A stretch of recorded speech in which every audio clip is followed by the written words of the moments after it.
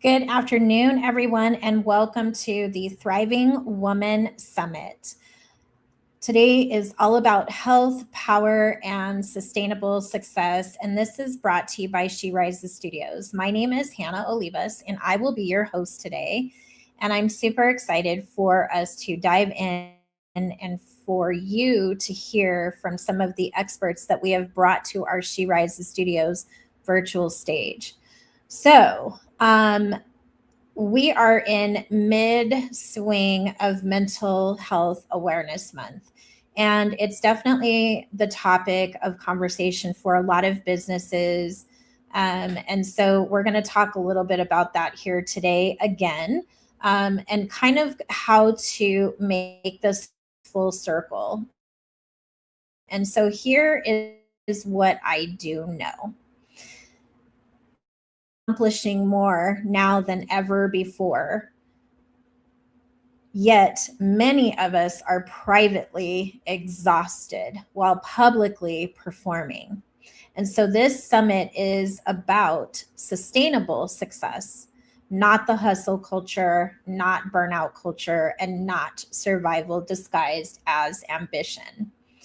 We're going to talk about how women optimize health, energy, leadership, capacity, emotional regulation, nervous system health performance, and long term success without destroying themselves in the process. So, today we have an incredible lineup of women from diverse backgrounds and industries bringing real conversation, real expertise, real strategy, and real solutions to the table.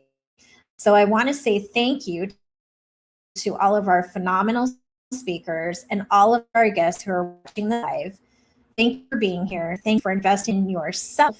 Thank you for investing the time that it requires. And please join us for an important conversation today.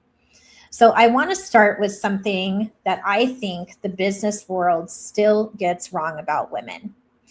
We keep teaching women how to scale businesses, increase visibility, grow companies, lead teams, build brands, and generate revenue. But what we are not taking enough and talking enough about is the actual cost of high performance on the female body and the nervous system. And that matters because women are not leading businesses disconnected from chronic stress while calling it ambition. I'm guilty of that at times. I see it constantly with founders, executives, entrepreneurs, speakers, creators, women in the workforce, and women carrying households while trying to sustain high levels of leadership. Externally, they look successful.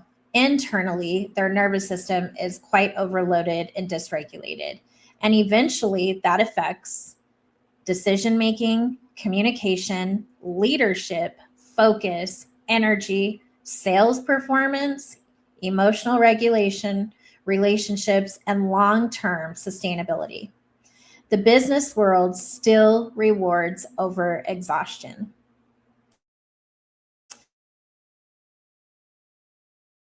Women are praised for handling everything. Never stopping out is still burnout. And eventually the body collects the payment. This is why I believe the future of women's leadership has to include nervous system health, capacity management, emotional regulation, recovery strategy, and sustainable performance, not just productivity. Because we cannot sustainably scale businesses while we privately collapse. Strategy is everything. And so I want to leave you with a couple tips before I bring on our very first guest today. So, women need to stop managing time only and start managing their capacity. Most women build from calendars based on demand instead of nervous system capacity, which creates overload. So it's not about the time you're mastering or managing. It's about what you can truthfully hold as an individual. High-performing women need recovery strategy built into performance strategy. And so what does that mean? Protect your thinking time, reduce decision fatigue, building recovery windows into schedules, reducing constant availability, creating stronger operational structure, and understanding that sustainable leadership requires sustainable energy management. Sometimes it's not workload. Sometimes it is overstimulation, lack of boundaries, chaotic leadership, digital overload, toxic communication, financial stress, poor recovery, or emotional labor that never shuts off. Women cannot build regulated businesses from dysregulated lives. And I think the next era of leadership belongs to women who understand capacity, sustainability, energy management, emotional intelligence, and yet the nervous system regulation, not just performance. So as I bring on our very first speaker today, I want to thank you again for being here with us. And next, we will be joined by the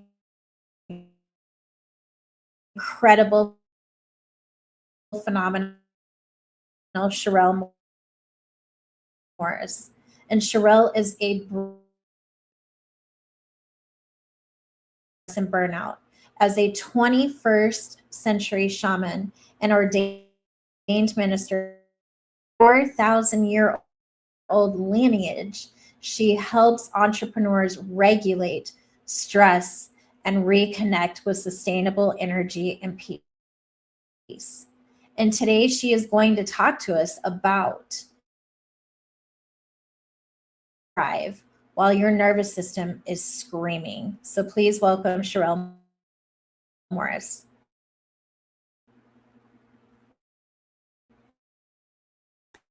It is probably our most major problem. So let me tell you what's happening to us.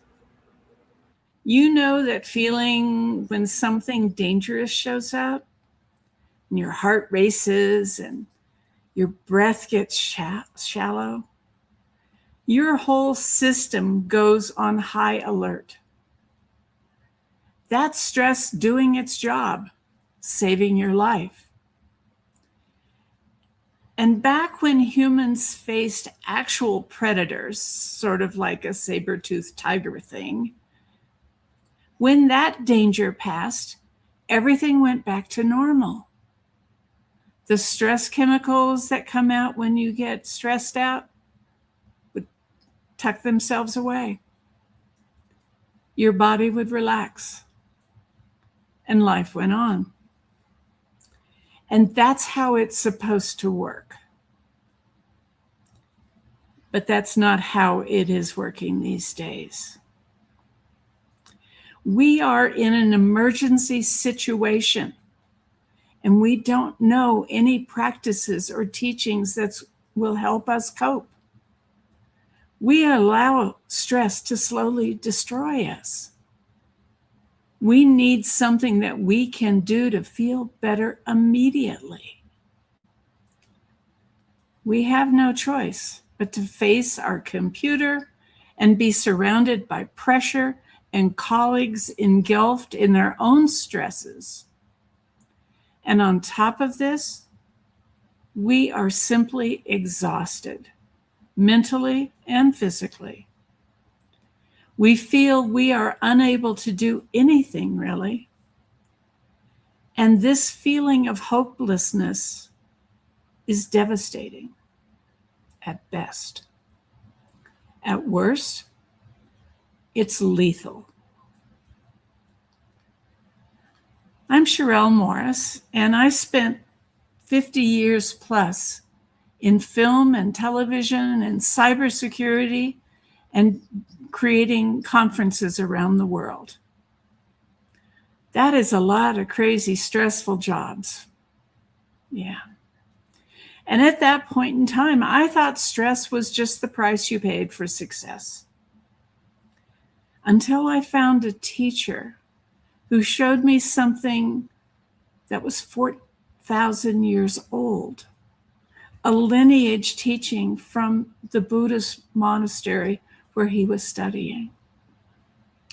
They understood stress isn't something you manage. It's actually something you recycle. He taught me 3 layers. 2 made sense. The third just, as you may notice, makes me laugh. First, love everything around you. Second, find peace in your heart. Third, recycle everything that comes in, including your stress. It will change your life. That's Gracie, my little kitty, who would love to come and talk to you. So she's walking away. We may have some quiet. We all know meditation works. Most of us also know we don't have an hour a day for that. So the stress compounds as we go along because we don't have those moments to let go. And as that stress compound starts building up on your shoulders, on your chest, on your stomach, everywhere it should not be, and it just stays there, creating the health problem that we're dealing with these days. In your heart, in your brain, excuse me, everywhere in your body. And your nervous system never gets a break. And you can't even hustle your way out of this. But you can recycle it. So here's my question. What if you could get the benefit of deep meditations in a minute or 2? Not by cutting corners and not by some biohack thing that you find somewhere, but by accessing 4,000 years of wisdom that understands how stress works in the body and how to recycle it in the way we return energy and recycle energy. This project and the gentleman who created it has been reviewed and tested at Harvard University. Shortly thereafter, Google called and brought him in to get their marketing team to function again. Was near COVID, so people were really out of it. And then my favorite point is he trained the New York Police Department, who wanted to be trained, and the New York Fire Department, who wanted to be trained. That is a group of people who are in the real world under the highest stressed environment I can even imagine. And they all stepped up and started really enjoying their work. They weren't afraid. Did you step away? Apparently not. Stress is a cat who will not be quiet. The work that he did and that I've been trained in, it's not just a theory. It's something you can use. And we engage our patients, our clients, to take that minute or 2 that we do with them and repeat it. Let me tell you a little bit more about that. what we've found to be very powerful is to start looking around at your outer world. What is around you? Whether you're at work, if you're out on the streets, wherever you are. Notice what is happening. Notice what is going on. Where's the talking? Where's the chaos? Where's the stress? And in that outer world, we want you to begin to understand how to settle things, even though you're sitting there and it's the outer world. You can see that world around you.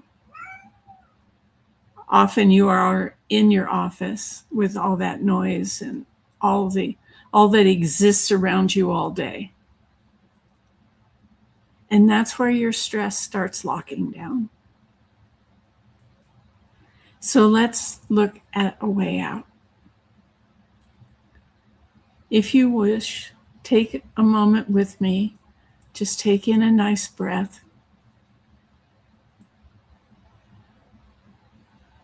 And we're going to visualize something for a few moments. Just breathe in and slowly breathe out. And in that moment,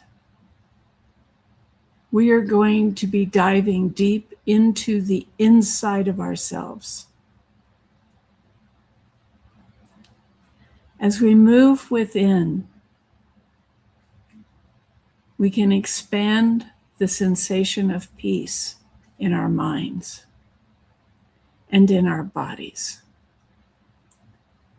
That sensation is just the first step. We learn to do this in our classes, a minute or 2 minutes at a time, using something that we discovered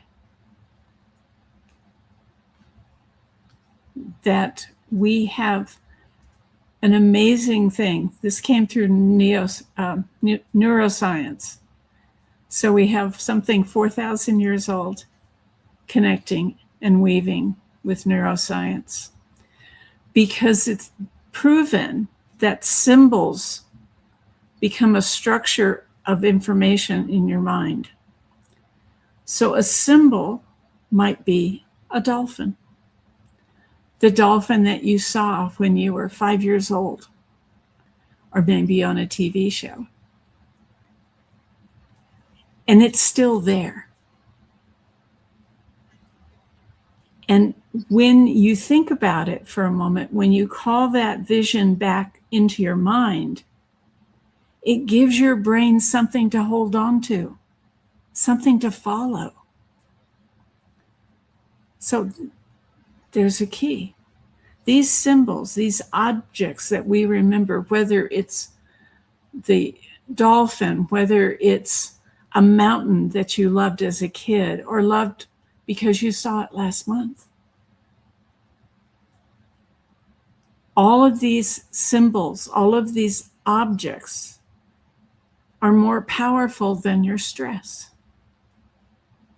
Who would have thought? And why does all this work? Because they connect to something deeper. These short experiences, short visual experiences in your mind hold that space for you forever. And if you start to feel stressed, that will step in and heal things, because they connect to something deeper, something that's been with us longer than stress has. As Harvard University confirmed, weaving this together with that wisdom of 4,000 years old, and knowing that neuroscience is telling us that these images will hold us into a space of peace and joy. And we watch our clients come in for a day or a half a day, any amounts of time they want, and just do some practice. Take some time and swim with your dolphin, or climb into the mountains, or stand on a desert with the winds blowing and letting that just put you in that space, that experience. And your brain and your heart open up. So this 4,000 years of wisdom is meeting you here right now and right here and right now. The thriving woman isn't the one who can handle more stress. She is the one who knows how to recycle it. Peace in your heart and sustainable success in your life. That's what's possible when your nervous system finally gets to rest. Thank you. Thank you so much, Charel, for joining us today and sharing your words of wisdom. How can individuals connect with you and be a part of your world? Well, we just get a dolphin and we jump in the water. I'll leave my contact information here and we'll get it out to people. And I do sessions with people. Sometimes people want to come in and just get it done in one segment, and they can just continue it. It is the most powerful thing I've ever experienced. It's just joyful to all of a sudden see someone start waking up from being so stressed that they can't really function. And we don't claim this, but I have several clients who have ADHD, adults, and it's still in what they deal with. And one of my clients called one day and she said, "This is the most horrible day of this month for me at work." So I came in and I did my little 1-2 thing with my dolphin. And I realized that my hand, which is always moving, my hands are always moving.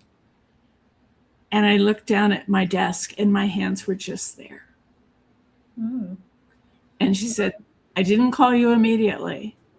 That was an hour and a half ago." So there's some amazing energy and power in that. So, well, thank you.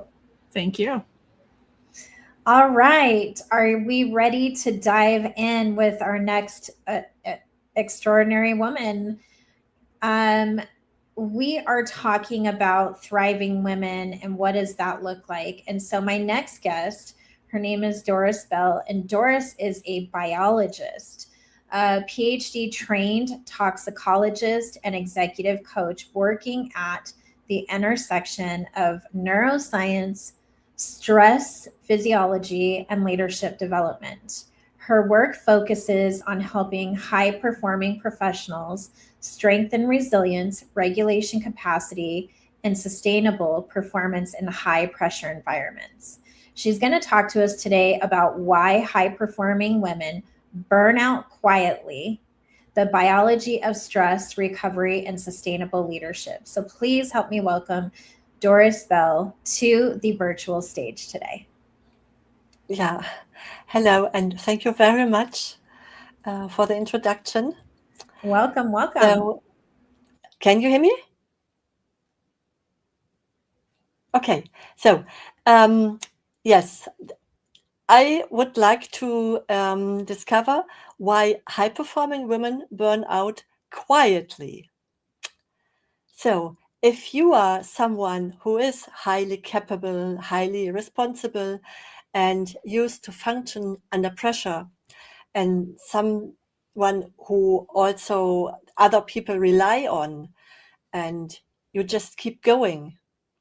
You solve problems, you manage complexity, you carry responsibility, and often responsibility for many people at once. And then, despite being successful on the outside, there are moments where you feel strangely disconnected from yourself. Not necessarily exhausted, but somehow no longer fully present in your own life. And as a biologist working in corporate for more than 2 decades, and now back to academia, I know this experience of feeling disconnected. And this is not only emotional, this is biological, physiological. And if you allow me, I will now take you on a ride into your body, the physiology and neurophysiology of what we call stress. You probably have heard about these stress hormones, adrenaline and cortisol, and that they prepare the body for instant fight or flight reaction under an acute, life-threatening, stressful situation. And this is a natural, you might say, healthy and life-saving program, which evolved and adapted over thousands of years.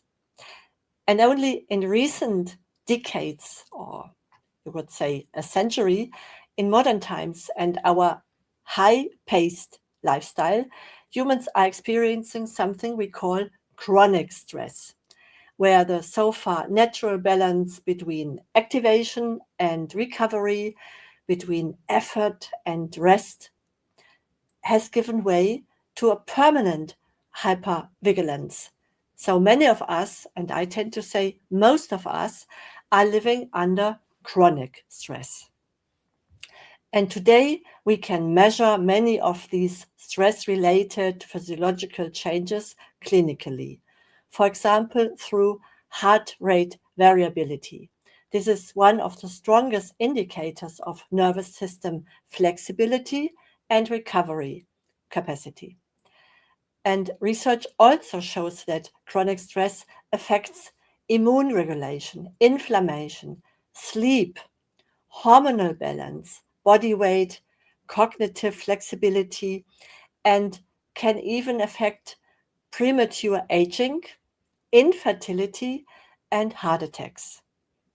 But what few experts speak about, long-term before the body collapse physically, chronic stress already changes the way we think, we decide, perceive, and lead. And it narrows the awareness. It reduces cognitive flexibility, makes decision more difficult. It weakens emotional regulation, and it cuts you off from your creativity, from being a visionary. And eventually, many people stop feeling that they are consciously shaping their lives. They begin reacting to life, feeling as in a hamster wheel instead of leading their life. And one of the consequences of chronic stress is, in fact, that we gradually lose sensitivity to our own internal stress signals. The body keeps communicating through tension, sleep disruption, elevated heart rate, or exhaustion. But over time, many people, especially many high performers, they stop to perceive these signals accurately. Yeah. In neuroscience, this internal perception is called interoception. And one of the brain regions deeply involved in this interoception is the so-called insula. This is a structure closely connected to your autonomous nervous system, mainly the vagus nerve, and to the limbic system, where emotions are processed. So when a woman tells me, I don't feel like myself anymore, I don't even know what I truly need or want, I do not hear weakness. I hear that her nervous system has been operating in chronic activation for too long. And This is also where chronic stress starts to affect decision-making capacity. Yeah, because chronically activated nervous system shifts the brain toward short-term survival processing. Yeah, you are always in this fight or flight. Your patience decrease, so your emotional balance is gone. You are more reactive with your emotions, and your strategic thinking narrows, and your creativity declines.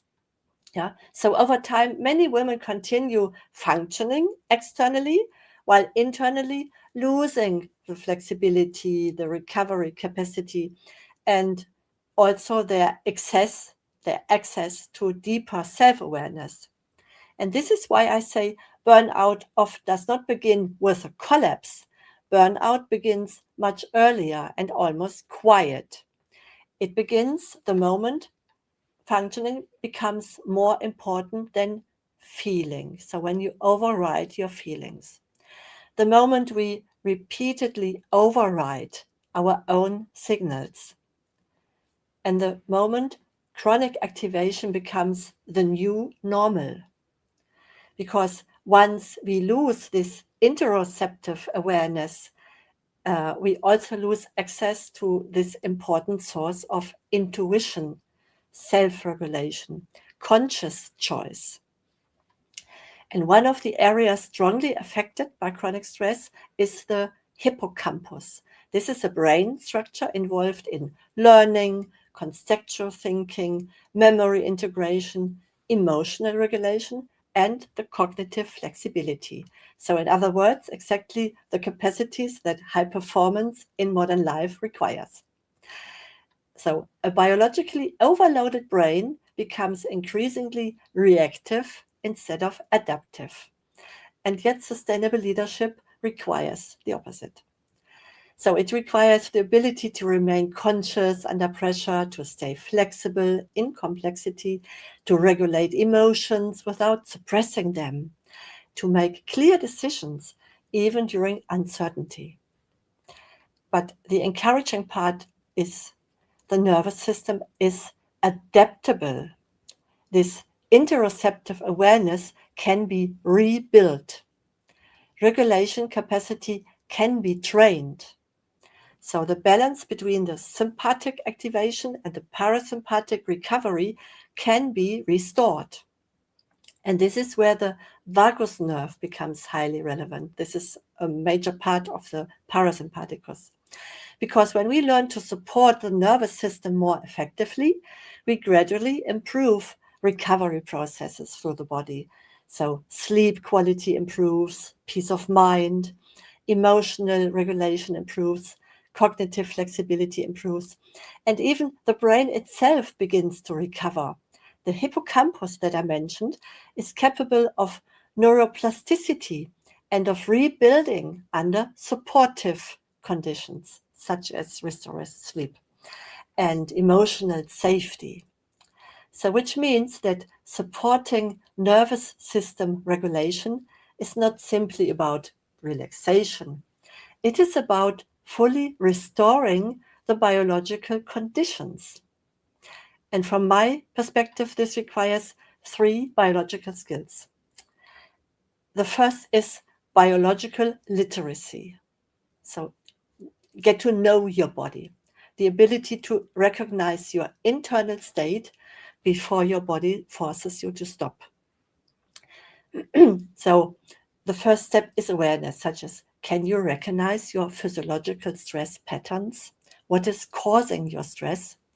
Can you notice the moment when your nervous system shifts into activation?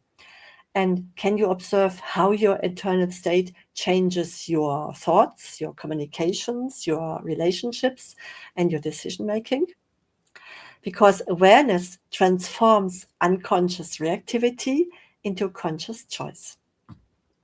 The second capacity is recovery competence, because recovery is not just a luxury.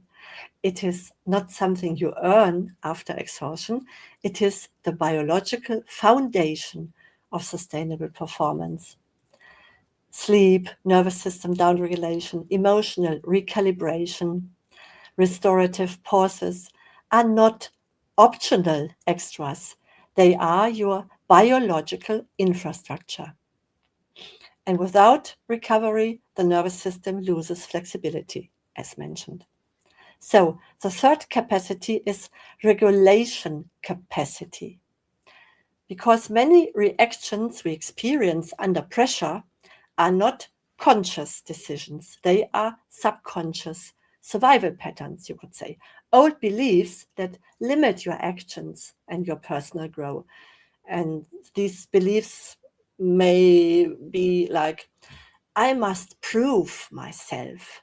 I am only valuable when I perform. Yeah. And these patterns back create biology because the way we interpret situations determines the stress response we activate. Yeah. Two people can experience the same external challenge, but their nervous system responds completely differently, depending on your own internal belief system and narratives. So that means sustainable success is not only about external strategy, it's also about your internal regulation and what you think. So you can test yourself. Can you remain conscious under pressure instead of becoming reactive? Can you regulate your thoughts and emotions before reacting? Yeah. And can you create internal safety instead of operating permanently in survival mode? Because self-leadership ultimately means choosing regulation over automatic reaction. And this is exactly what I do in my mentoring. We work on biological awareness, for example, with heart-brain coherence, our nervous system regulation with tools like breath work, meditation, tapping. We work on subconscious stress patterns with tools like NLP, systemic work, systemic family constellations, also with symbols, and on then rebuilding your interoceptive awareness and on shifting from automatic survival strategies to conscious choices. And suddenly creativity is back, joy is back. You feel like getting back into the driver's seat of your life, and often a very different relationship with yourself, which subsequently improves partnership, relationship to friends, family, business partners. So maybe, let me come to an end, maybe sustainable success is not about becoming someone else. Maybe it's about reconnecting with the parts of ourselves we had to silence in order to keep functioning for so long, with our clarity, our creativity, our intuition, our ability to feel when something is no longer healthy for us. Because when we begin to listen to the body again, instead of constantly overriding it, we do not become weaker, we become stronger, and we become more whole. If this resonates with you, I'm happy to continue in a personal call. Thank you very much.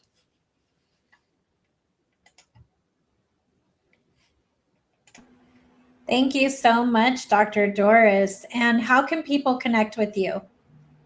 I think the easiest way is just go to my website. It is dorisbell.de, or to send an email to info@dorisbell.de. Thank you. What powerful information and some real understanding of what the nervous system and how our bodies hold things. It definitely was, you had me fully tuned in. So thank you for sharing that. Thank you so much. All right, as we welcome our next extraordinary guest for today, Dr. Stephanie is going to be joining us. And Dr. Stephanie is a leadership cultural strategist, keynote speaker, and author who helps organizations create authentic leadership, cultures where people and performance thrive together. Her work centers on communication, trust, alignment, and sustainable leadership practices. And she's going to talk to us today about authority without armor, how women can lead with clarity, calm, and sustainable energy. So please help me welcome Dr. Stephanie to the She Rises Studios virtual stage. Hello. Hello, Hannah. Thank you so much. Am I able to share my screen or can I not do that? I'm just curious. Can I do a... I believe that you can. Okay. And if I can't, that's fine. I just wanted to double check. And if not, that is, you know what? I'm not even going to worry about it. So we're going to be good. We're good. I don't want to mess up the settings. So hello, everyone. Thank you so much for being here. I am Dr. Stephanie Duguid of Duguid Leadership, and I am just thrilled to be a part of this incredible event. So what I'm sharing is that women are often taught to push through things. We are taught to power up and perform. And we learn to keep going. We learn to keep smiling. We learn to keep solving and keep carrying. But over time, that kind of leadership costs us. It costs us our energy, our clarity, our connection, and sometimes our health. So what I want to offer today is a different way to think about authority. Authority without armor is not about becoming louder or tougher or more polished. It's about learning how to communicate and lead in a way that regulates your energy instead of draining it. Because the way we communicate under pressure does not affect the outcome of the conversation. We don't want to make sure it just affects the outcome of the conversation. It affects our nervous system. It affects our leadership presence and the culture of the people around us. So when we look at this, there is a cost of armored leadership. There's a cost whenever we have to put up that armor. And that cost sounds like I have to keep it together. I can't let them see me struggle. Is it faster if I just do it myself? I should be able to handle this, or I should respond now. I can't say no. When we lead like this long enough, our bodies begin to treat leadership like a constant threat response. So armored leadership may look strong on the outside, but it often creates dysregulation on the inside. So as we look at one option, your first takeaway is to notice your pressure pattern. And what I mean by that is whenever we communicate just regularly, when there's no stress and we're just interacting with one another, it comes very naturally. But when we have stress on us, it does affect our communication. We tend to over-explain. We tend to apologize unnecessarily, rush to fix it, avoid conversations, say yes too quickly, become short or overly direct, carry the emotional weight of the room, or feel depleted after normal leadership moments. So think about when pressure arises, where do you feel it first? Is it in your body? Is it in your words, your thoughts, or your energy? Then ask, when that happens, do I tend to push? Do I pause? Do I please? Or do I just power through? Because your communication pattern is often your nervous system speaking before your leadership strategy catches up. So takeaway number 2 is build sustainable leadership rhythms. And what I mean by that is, what can you be consistent at doing? Okay, what can you be consistent at doing? So as we do this, think about, how do you pause?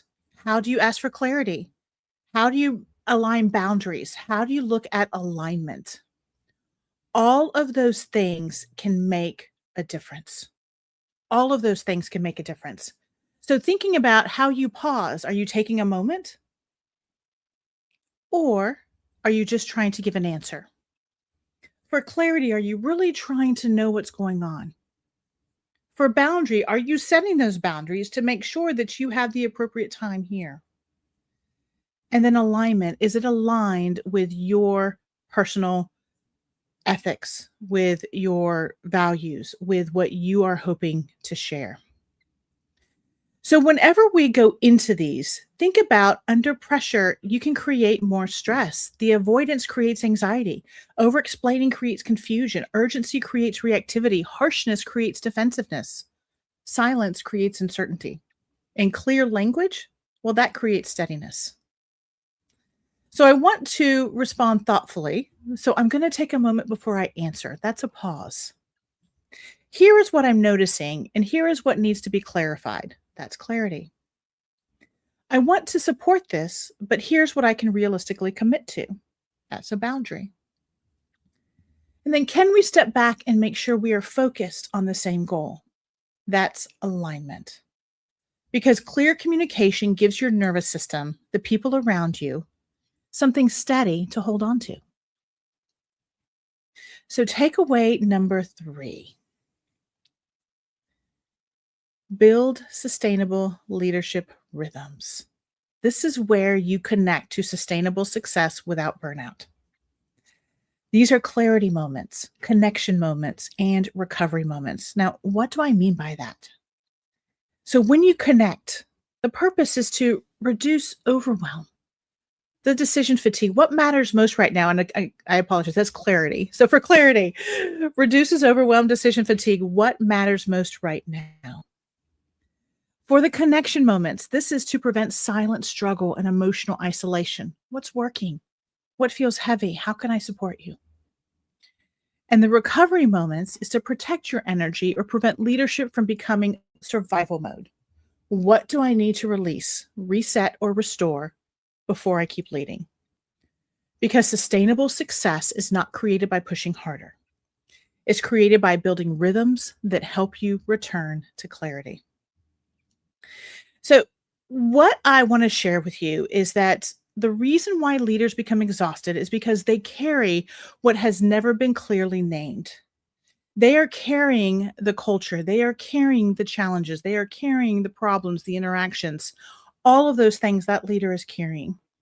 So I've created something called the Culture Pulse Check, which gives leaders and teams a simple way to identify where communication, support, and trust are all in alignment so that you're not creating that unnecessary strain. When communication isn't clear, people use energy trying to interpret, protect, assume, prepare. But when communication becomes clear, the culture becomes less reactive and more regulated. You cannot create sustainable success in a culture that constantly dysregulates the people inside of it. So what I also want to share is that if anyone is interested to hear more about it, I'm happy to sit down on a strategy call with you. And once we're through, I'll be happy to put anything in the chat that we need. But this is a free strategy call to talk about the culture reset, the culture pulse check. And what that is an anonymous, emoji-based, non-threatening assessment so that you get a picture of what's going on within your organization.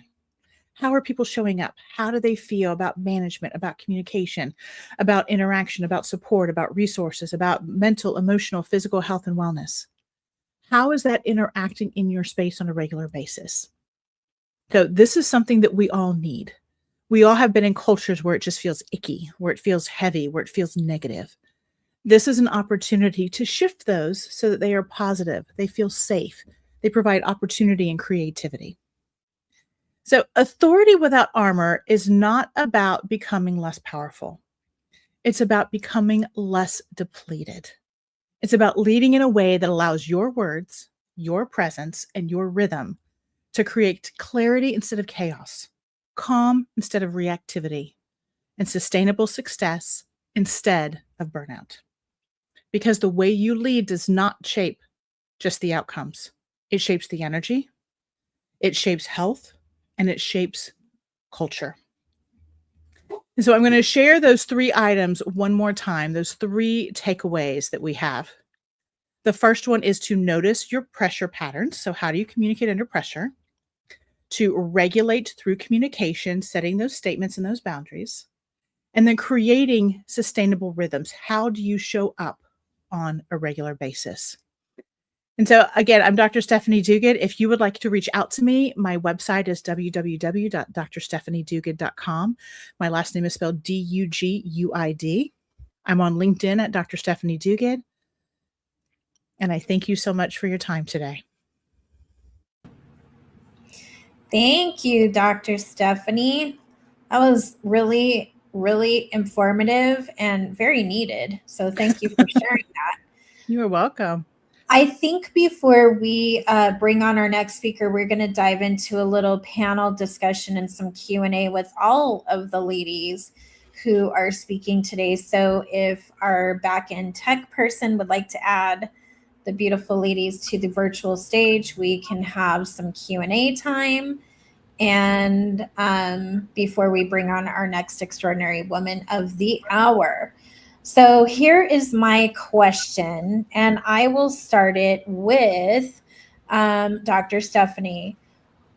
What do you think your nervous system needs in order for your business and life to truly thrive instead of just survive? Like, what's that one thing that stands out to you most? Oh my gosh, it needs to know that it's safe, and it needs to be able to reset. So it's stopping and taking that time for yourself, even if it is a minute to take a deep breath and, doing, I always call it the 4 square. There's so many different names for it.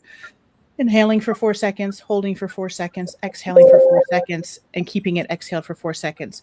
That honestly calms your nervous system, brings your blood pressure down, and gives you a little bit of clarity just right then, just a moment for yourself. Thank you. You're welcome. This next question is going to be for Hanna.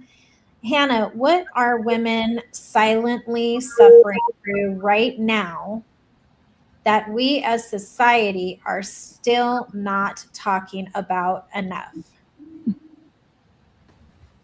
Hi, Hannah. Thank you for that question. It's definitely grief. I think this is such an unspoken about topic and subject. It's something that is universal. It's a universal human experience, and it underpins the way we show up in our relationships, the way we show up with ourselves, and the way we show up with our businesses. And I think having more open, honest conversations about it will just make everybody's life so much easier. Thank you. This next one is for Jax Crider. What boundaries completely changed for you that changed the trajectory of your life in leadership, relationships, and business?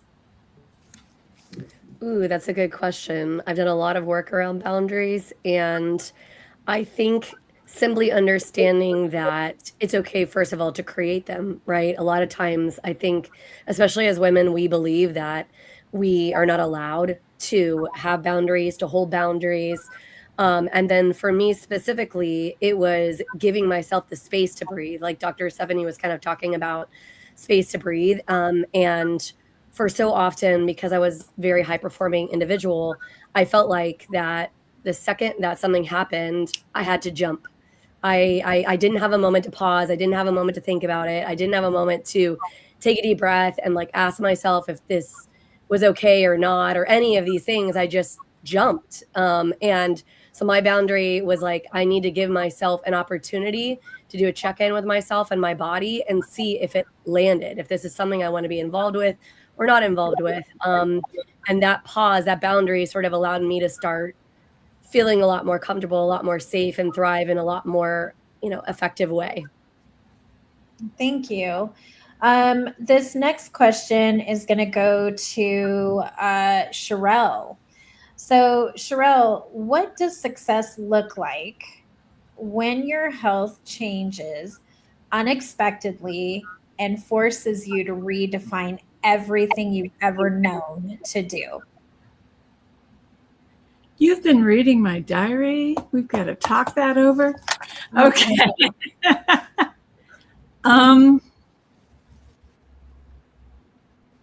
For me, it came along, and the only way I moved through it is that I actually looked back at my life.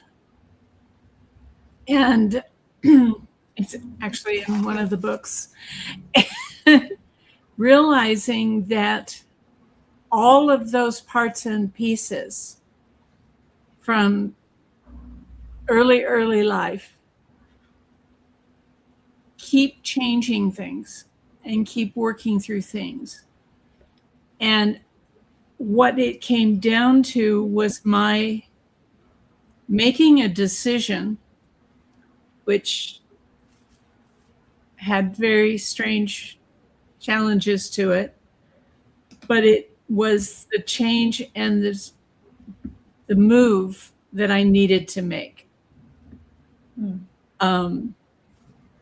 The CPA thought I was crazy. People that worked for me kind of were like, we're not going to do what now? But I just knew that had to shift for me. It's not an easy time. I mean, you and your company basically gave me the landing place that I needed. And so I think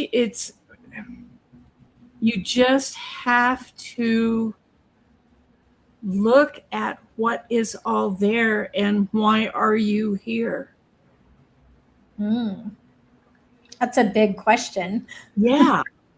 Yeah. I mean, there were a lot of things in terms of looking back to family and parents and all of that there were changes that from what I thought it was. Have a really good friend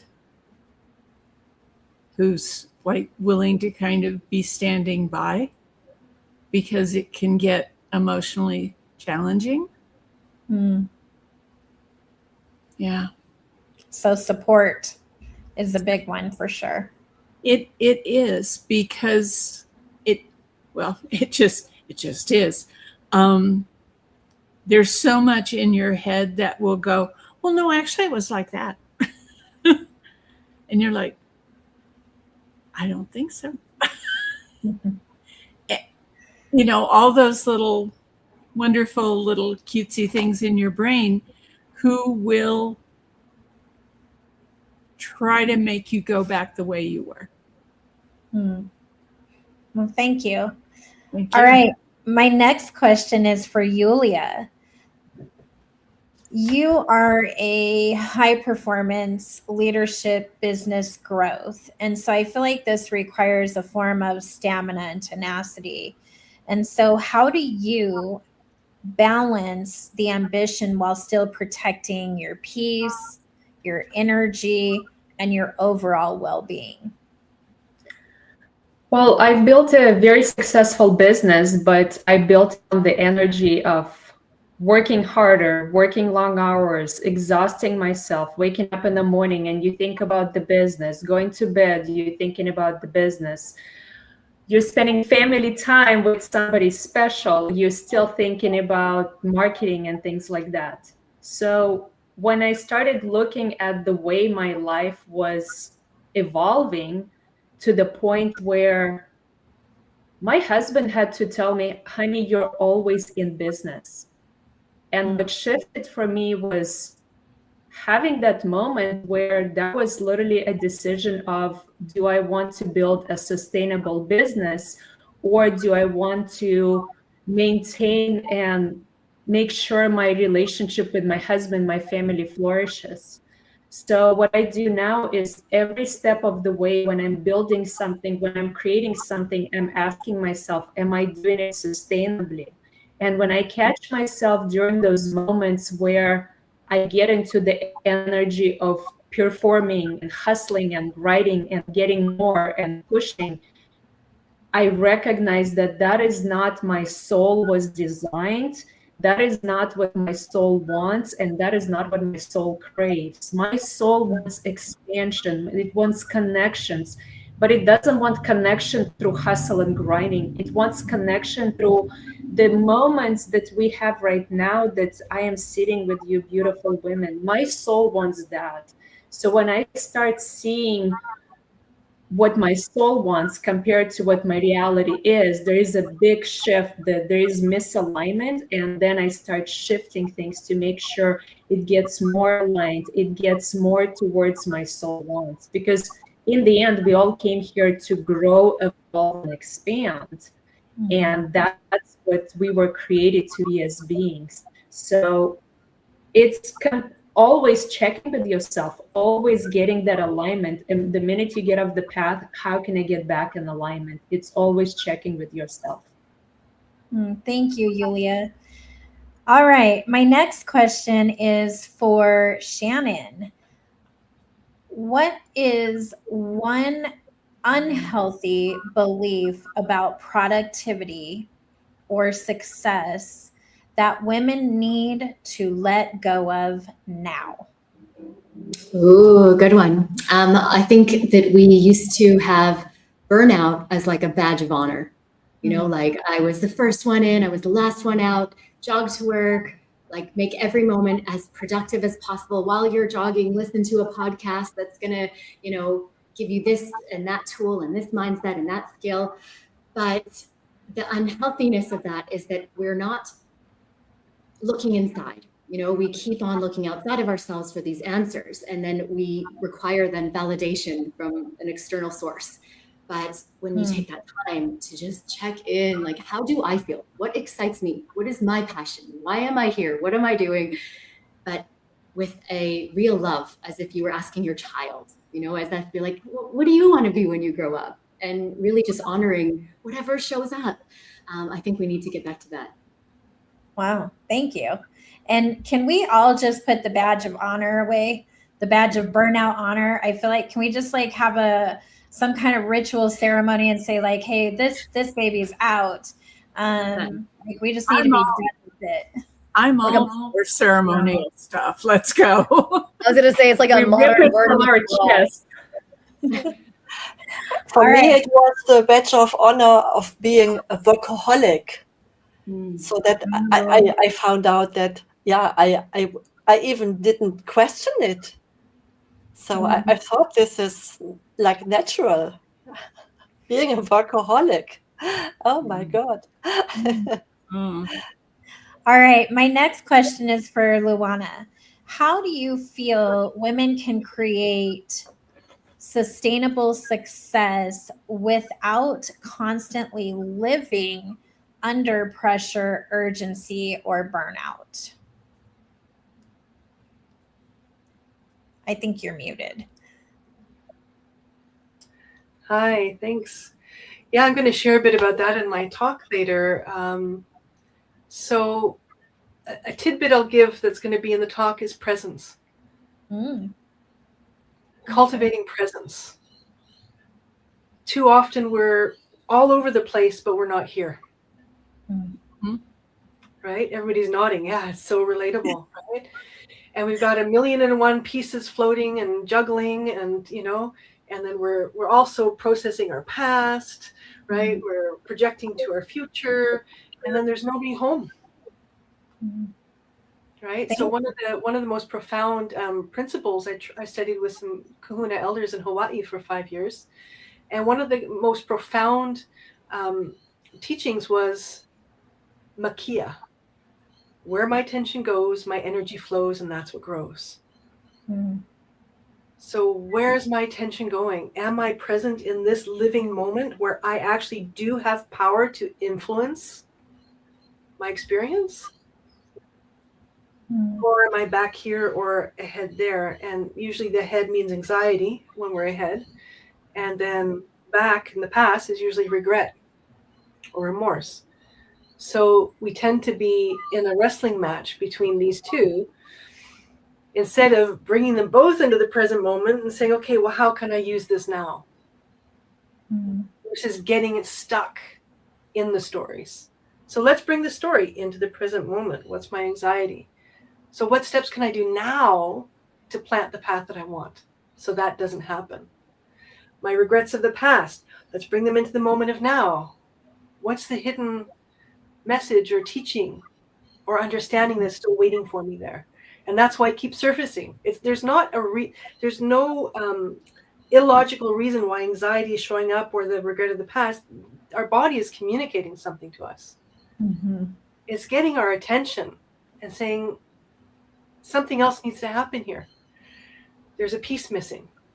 There's an action I can take to prevent that from happening. Right? Or again, there's an understanding that I can cultivate. So being in the present moment for me, that's where peace is. Thank you.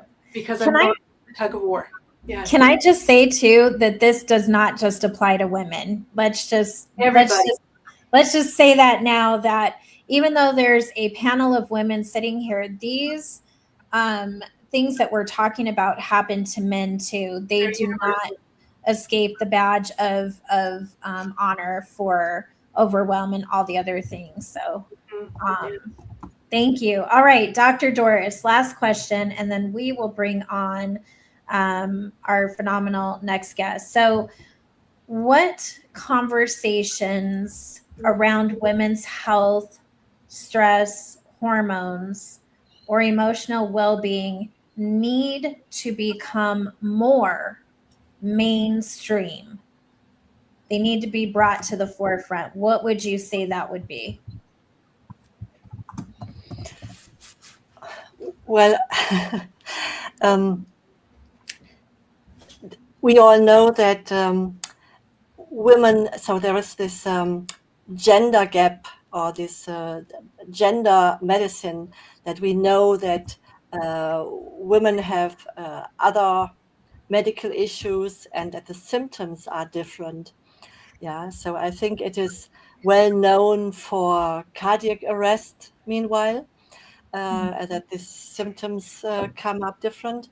But as we speak today about burnout and these mental health issues, I think that also would deserve a closer look. Yeah, so women have very often live other lives. They are not only managers in their jobs, they also have the family responsibilities. So they are often even more multitasking than men are. And for all that part of the work, they are not paid. So while a man gets the acceptance by his salary, and that is where he can identify himself with. I think for women, we don't have this, and many women are working part-time. So I think here is a big risk that we don't acknowledge the risk of burnout because women are only working part-time. So, so what are you doing? Yeah, but this other work that is not paid, that is probably as stressful and as meaningful as having a husband working full-time in his job. Yeah, so that could be something where we look more into. And I have to say, most of my life, I have always worked full-term, and I had colleagues working part-term, and also I did not fully acknowledge these part-time working women, because it is so, I would say, it's so clear in society that working full-time, that is the thing that is most respected and acknowledged. Yeah, so there probably needs to be really a mind shift in that regard. Thank you. Thank you, ladies, so much for some open Q&A panel discussion. So we're going to get ready, and our next guest that is going to speak with us today, her name is Hanna Darby, and Hanna is a multi-award-winning holistic healer, international speaker, best-selling author specializing in grief, emotional well-being, and heart-centered healing. Her work speaks powerfully to resilience, chronic illness, authentic leadership, and healing through adversity. And her talk today is about invisible battles, visible impact, building a purpose-led business with chronic illness. So please help me welcome Hanna. Hey, Hanna. Hi, Hanna. Hi. Thank you so much for that beautiful welcome and for hosting us here today.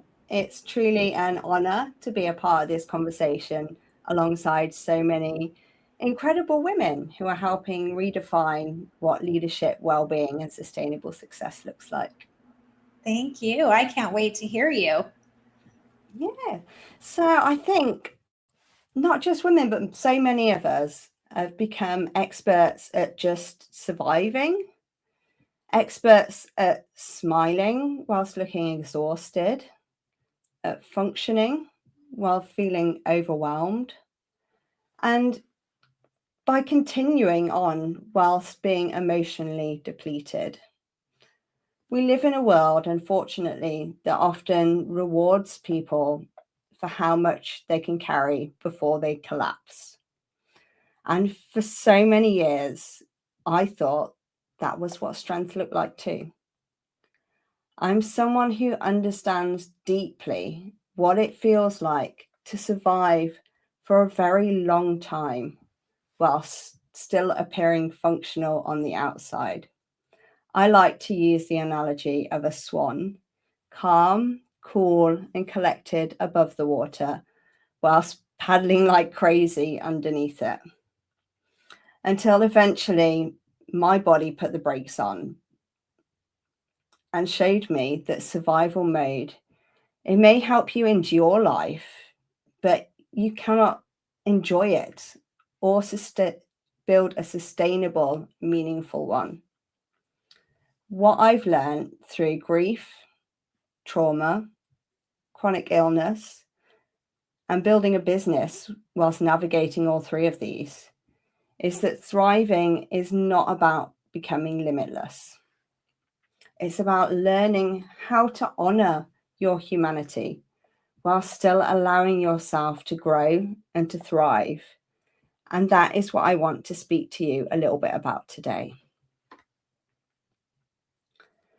So for much of my life, I believed that success meant pushing harder. I believed success came from doing more, achieving more, carrying more, and proving more, not just to others, but more to myself, I think. And like so many of us, I became incredibly skilled at functioning, saying I'm fine, whilst underneath struggling and masking it all underneath a smile. Behind the scenes, I was carrying grief that came predominantly from losing my father as a child. It came from unprocessed trauma, from years of bullying, it came from my own mental health struggles that I'm honestly is still struggling with today. I survived a serious car accident where I broke my back, and that still didn't stop me. It wasn't until I was diagnosed with ME/CFS, and I'm not even going to try and say that this late in the evening for me. So I'm just going to go with chronic fatigue syndrome, which is an energy limiting chronic illness that forced me to change the way I have to live and the way I worked. But honestly, I'm really pleased about that, because it truly opened my eyes into a new way of living, and rather than just surviving. For so many years, I treated my body almost like an inconvenience.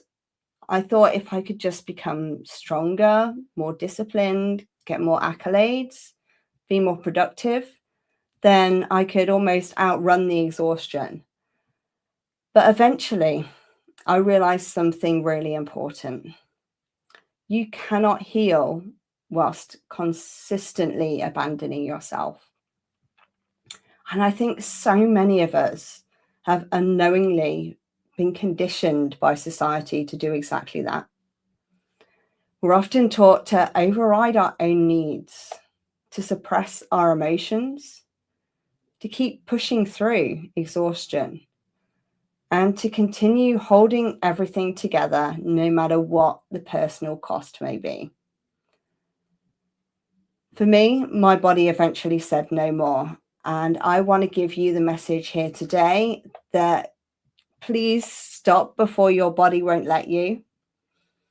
And we've just spoken about this, about burnout. I think this is one of the things I feel very passionate about changing the conversation around, because burnout is not just about workload. In fact, it is rarely just about workload.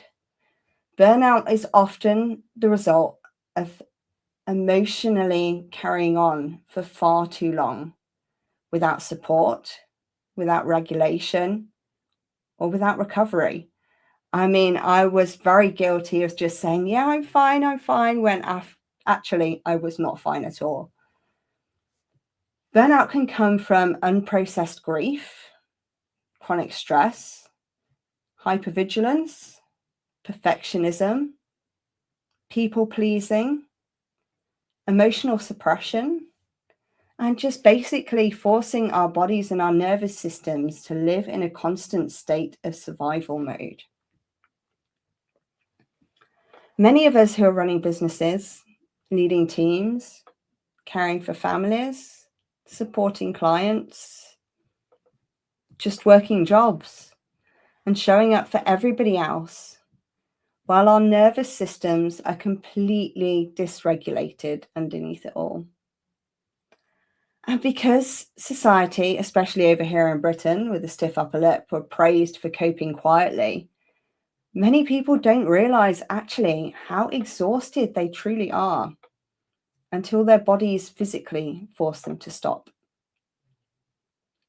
This can show up as chronic fatigue, anxiety, panic attacks, autoimmune illnesses, brain fog, which is something that I really struggle with and really annoys me, emotional numbness, lack of motivation, or just a complete full stop.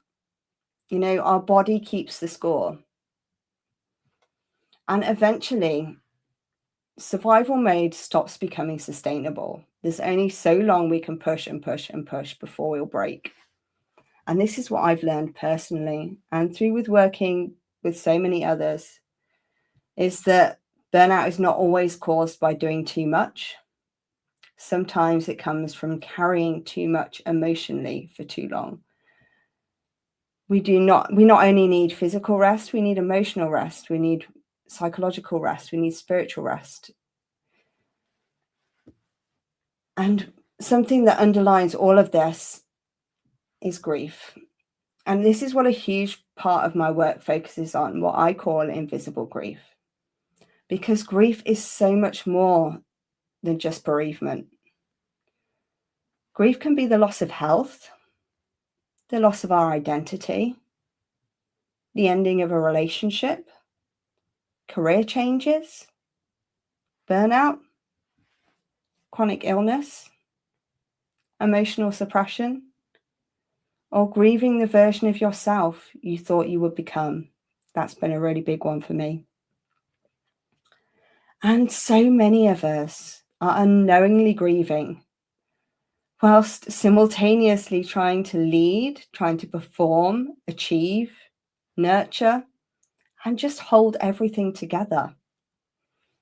But when grief remains unprocessed, the nervous system stays in protection mode. And this impacts every area of our lives, because you cannot build a sustainable business, sustainable relationships, or a sustainable life from a chronically dysregulated nervous system. It affects your energy, your creativity, your confidence, your relationships with others, and your relationship with yourself, your visibility, your ability to make decisions, and your leadership capacity. And so many of us are trying to build successful businesses while internally functioning from exhaustion and emotional survival. But you simply cannot sustainably grow from chronic survival energy. You may be able to force temporary growth, but eventually something collapses. And unfortunately, most of the time, that's you. Usually your health, your peace, your mind, your sense of self. The biggest shift in my life came when I stopped asking myself, how much can I force myself to do? And instead started asking, what allows me to sustain myself long term? I'm just going to let that sink in.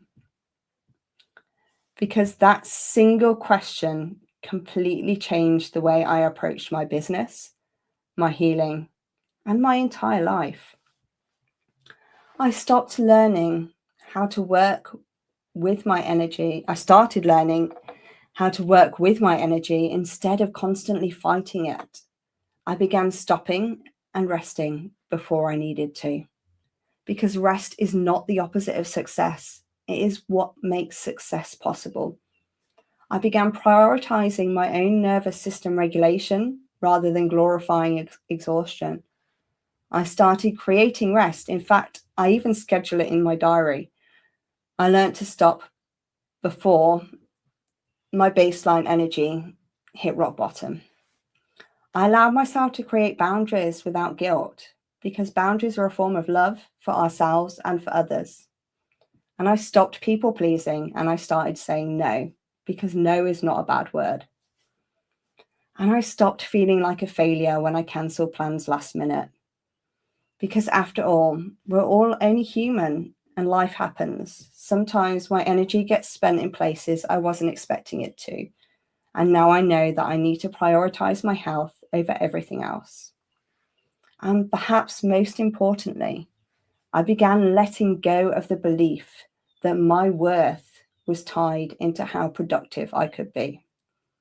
This was one of the hardest things I've ever had to unlearn, because we live in a world that often rewards depletion and calls it ambition.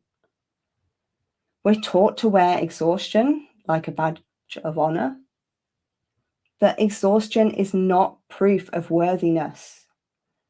Worthiness comes from within.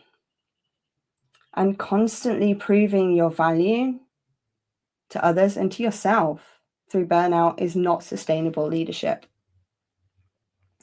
I truly believe that we are now entering a new era of leadership. One where we're no longer willing to sacrifice our health, our nervous systems, our relationships, and our well-being in order to survive and succeed. And I think this shift is so incredibly important, because healed women and healed men and healed people lead differently. Regulated people lead differently. And people who feel safe within themselves to communicate differently, build differently, make decisions differently, and hold space differently. The future of leadership is not built on burnout. It's built on emotional intelligence, nervous system awareness, compassion, sustainability, authenticity, boundaries, and humanity.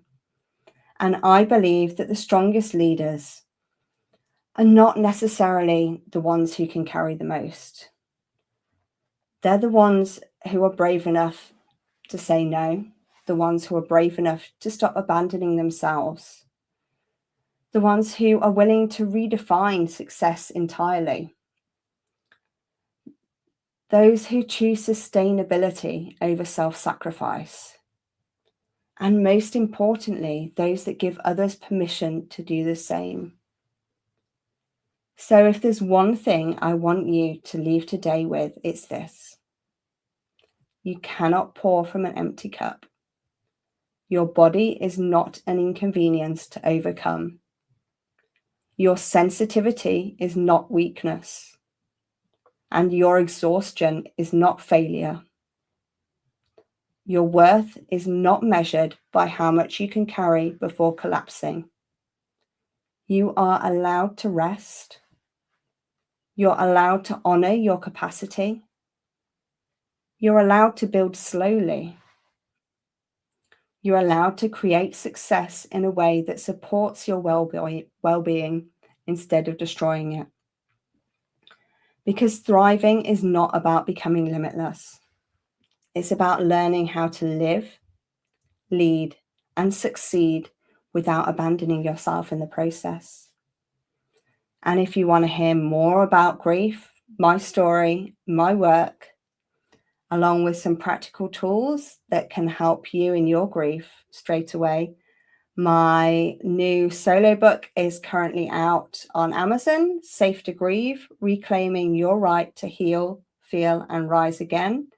It's out on Kindle format at a special launch price until the paperback is released on the 2nd of June. So act quickly if you want to get yourselves the deal of the month. So thank you so much for listening to me today. You can find out more about me, my work, and what I do at my website, www.healingwithhanna.co.uk. Thank you. Thank you, Hannah. And I have to plug the book. Safe to Grieve is beautiful, and it really is. It provides like a safe place to be able to just relax, understand, and experience what she's written. So thank you for writing that beautiful book. Thank you. All right, let's keep this momentum going. Our next guest of honor is Shannon Pereira, and Shannon is a micro dosing and perspective coach, writer, speaker who advocates for sacred earth medicines and alternative healing modalities. Through Powered by Mushrooms, she helps individuals explore healing, perspective shifts, and emotional transformation through medicinal fungi. Her talk today is about Powered by Mushrooms, how fungi can help us heal, optimize, and evolve for sustainable success. So please help me welcome Shannon to the virtual stage today. Hello. Hello, Hannah. Thank you for having me. I'm very grateful to be here. Thank you. Awesome. And thank you to all the ladies. I love everything that you're sharing. Everything that is a new perspective is just helps us all to grow. So I'm excited. I'd love to start today with a quote that changed my life. The illusion of power is the power of the illusion. I'm going to let that land and say it again slightly differently. The power of the illusion is the illusion of its power. The paradoxical illusion is that we have so many things to do. We have so many things to achieve. We have so many things to win, to earn, to learn, to have the title, to sit in the seat, to be included, to be considered in order for us to define ourselves and be labeled as worthy, wealthy, healthy, powerful, successful. Nope. Nine. Yet. No way. This has never been true, and it never will be. But the world that we live in today seems to support the disempowering of the masses by a tiny percentile of the elite wielding unfathomable control. The battle most women will fight is within themselves, at least some part of their lives. We'll ask again and again, am I good enough? Or even, am I enough?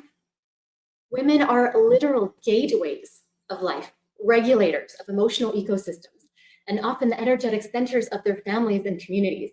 But when we women are pushed and pulled with multiple and often contradictory directives like be the most devoted mother, be the rock for your family, be that sister, that daughter, that aunt, but also be a boss babe, have a trendy, active social life. Don't forget to have multiple side hustles, 5 days at the gym, be an impeccable chef, chauffeur, in-home nurse, psychotherapist, cleaner, sex kitten, and so much more. And when we're pushed in all these directions, we can only bend so far until we break. But a woman rooted in her boundaries, her standards for self-care, a woman committed to her health as a priority, becomes dangerous to the systems built to prosper on her exhaustion. If we look at nature, and we should always look at nature, we see that nature never rushes. It never gets upset. It doesn't, become alarmed if things don't go as planned. It always follows an ebb and a flow. Without agenda, forests grow and flourish. Rivers stream to the oceans and flow. Animals will always find their way home in migration paths each season because they know. They are all embedded with an internal compass that just seems to know the way. But so do we. Ladies, anyone guilty of spending very much time convincing yourself that you do not know who you are or what you're doing? We spend large amounts of time and energy, doubting inner power that is fundamentally innate. We become powerful forces of disempowering ourselves. Women cannot sustain, women cannot lead, we can't nurture, we can't create, we can't succeed from chronic depletion. We need help, and I believe Mother Nature has the answers. She always does. Long before pharmaceuticals, before synthetic compounds, before isolated molecules, humans understood something simple. What we consume shapes who we become. Literally, we are what we eat. We are what we watch, we're what we hear, we're the company that we keep, we are what we feel. We didn't have words for this, but there was simply an innate knowing. And there is a kingdom, or queendom, as she's affectionately known, that has been a known medicine by tribes and indigenous people of many lands long before we had the word for medicine. And that medicine is and was fungi. Very good. I want to share with you some of the incredible intelligence and wisdom of fungi. Now, I said last call, we would suffocate in our own organic waste in less than 1 generation without decomposing fungi. It's at the end of life, and it's also at the beginning of life. Fungi is the great reset, the grand recyclers, replenishers, rejuvenators. They're alchemists. They consume dead and decaying organic matter and turn it into nutrient-dense soil that can be used for the next cycle of life to flourish. They're instruments of transformation in nature. We're nature too. And when we consume fungi, the ones that won't kill you or poison you, we get help in our transformations too. So I want to share with you the Super 7 fungi that have helped literally hundreds of millions of people around the globe to heal, to optimize, to evolve emotionally, physically, mentally, spiritually. Starting with the Fab 5 medicinal, completely legal, available at your health food stores immediately, fungi. So just a little tip here, look for something called fruiting body. If you're standing in the aisle of your health food store, like what's better, this one or that one, this one's $2 more, do I want this or that? Look for fruiting body. It's on the label so that you get the most bang for your buck for potency and the deliverables, as it's not regulated in this $50 billion medicinal mushroom industry. All right, so first up, I'm sure some of you have heard of this, lion's mane, or Hericea marinaceus. Not a spell from Harry Potter, but a magical experience nonetheless. So lion's mane is an incredible mushroom that is used for brain health.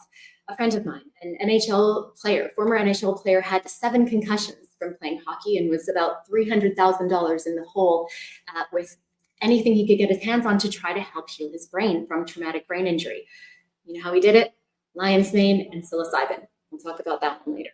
But lion's mane is one of the few natural substances studied for its ability to stimulate nerve growth factor and work on BDNF, brain-derived neurotrophic factor.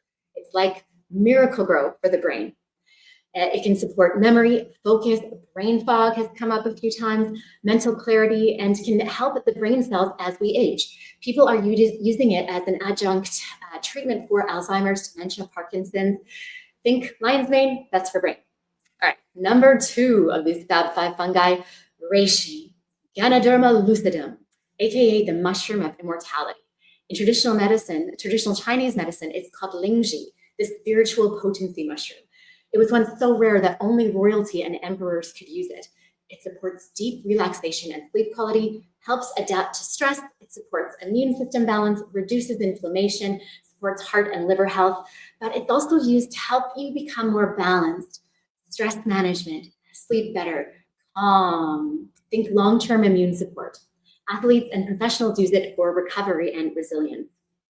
All right, third up, this will make you want to gobble up your turkey tail. All right, so turkey tail doesn't really look like a mushroom. Trametes versicolor looks like a turkey's tail.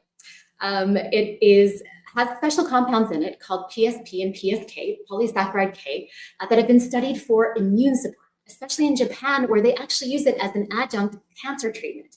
So do your research, don't just believe anything anyone says, but it is the strongest known mushroom for immune support and health. It helps support healthy gut bacteria and digestion, it's rich in antioxidants. It supports overall wellness and energy, boosts the body during recovery and illness and stress. So turkey tail is often considered one of the most researched mushrooms for immune health. All right, 4, cordyceps. I love cordyceps. Cordyceps sinensis or Cordyceps militaris were almost banned at the 2008 Olympics when Chinese female running team were thought to be doping because their speeds were just off the charts. But what was really happening is they were having a tonic made with cordyceps in it, and cordyceps boosts oxygen uptake dramatically. It helps with endurance, stamina, blood circulation, and notable VO2 scores. They almost wanted to ban cordyceps as just a regular mushroom because of how effective it was.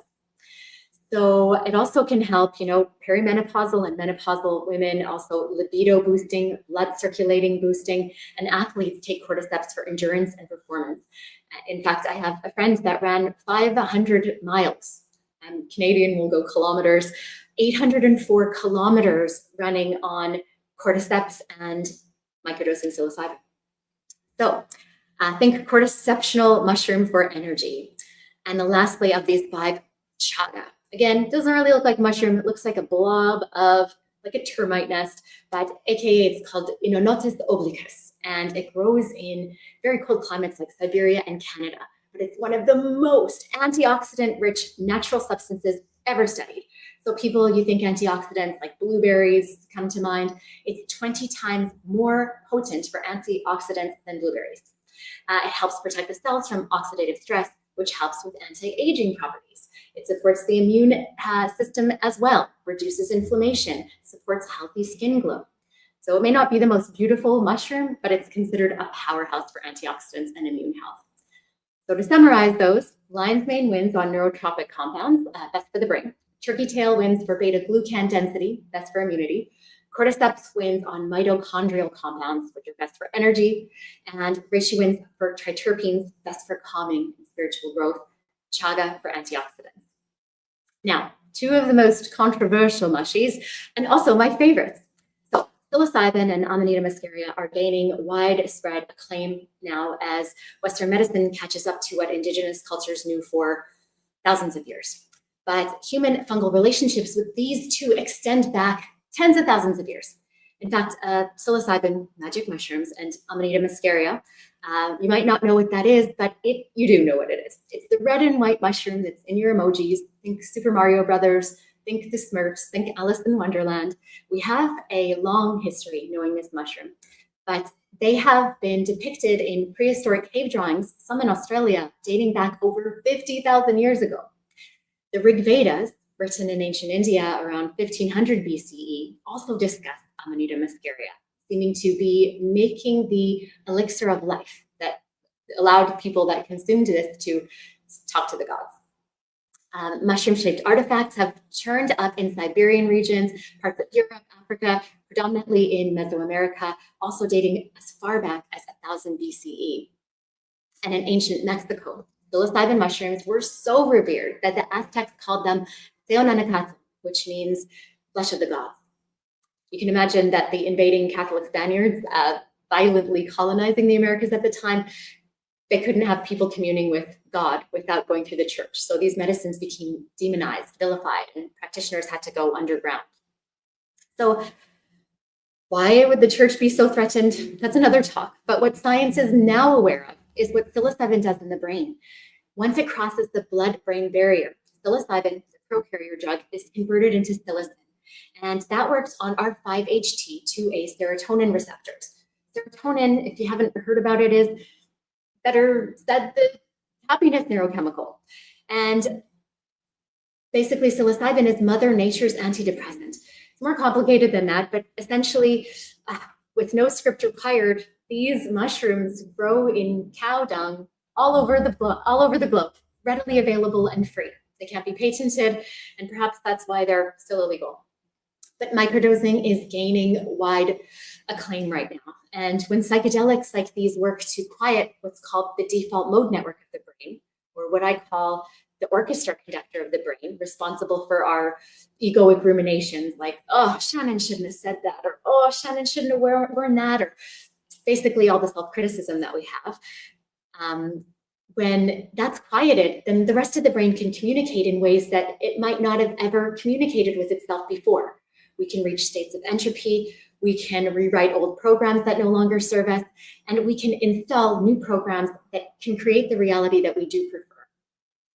And Amanita muscaria, the red and white mushroom at the heart of the Christmas mythology, Siberian shamanic rituals, the Rig Vedas, as I said, and more, contains something called ibotenic acid that if you were to Google this, it would say, danger, toxic, do not consume. But, like raw eggs or raw dough, once you prepare it in the mushroom world, this is called decarboxylation with Amanita muscaria. Once it's decarboxylated, just a careful heating and drying process, that mushroom's ibotenic acid gets converted to something called mucimol. And that works on our GABA receptors in the brain, which is similar to being Mother Nature's benzodiazepine, but it's non-habit forming. There's no withdrawal symptoms. It can induce sleep, calm, cozy feelings, regulates the nervous system. It can increase organizational drive. And when you're sleeping, it does something pretty awesome. It feels like it untangles repressed or suppressed issues that we really push down and almost have forgotten. It brings it up in sleep like an emotional laundry cycle. And you wake up kind of like, oh my goodness, I didn't even remember that thing happened. But like all good medicines, it brings up things so that they can come out. Now, indigenous cultures recognize these mushrooms as sentient allies, messengers, divine interveners, mediators between human consciousness and the living world, tools for psychological, emotional, physical, and communal imbalances, used in rites of passage, conflict resolution, grief processing, healing, and more. It's likely ancient cultures were also microdosing long before it became a trend. Ancient cultures didn't use mushrooms. They listened to them. They revered them. They worshipped them. In conclusion, these medicinal mushrooms, these Super 7, are used intentionally, therapeutically, backed by traditional medical systems and research like traditional Chinese medicine, Ayurveda, and now Western medicine is just catching up. These mushrooms all provide much needed support to us that we used to just go outside and forage for. Why did we stop that? They provide help with overall healing, optimization of that health. And then when we're healthy, not in a fight or flight parasympathetic response, when our nervous systems are regulated, we can evolve sustainably. Instead of competing, we can cooperate. Instead of hiding, we can authentically thrive in the light. Instead of doubting, we can feel truly worthy. And that, to me, is sustainable success. Thank you. Thank you so much, Shannon, for breaking that down. I think sometimes people are afraid because they don't understand it and how it works, but I think how you explained it today makes it so much easier for people to make choices and utilize things that really help our nervous system and everything else in between. So thank you for sharing that. No problem. How can anyone connect with you? What's the best way to find you?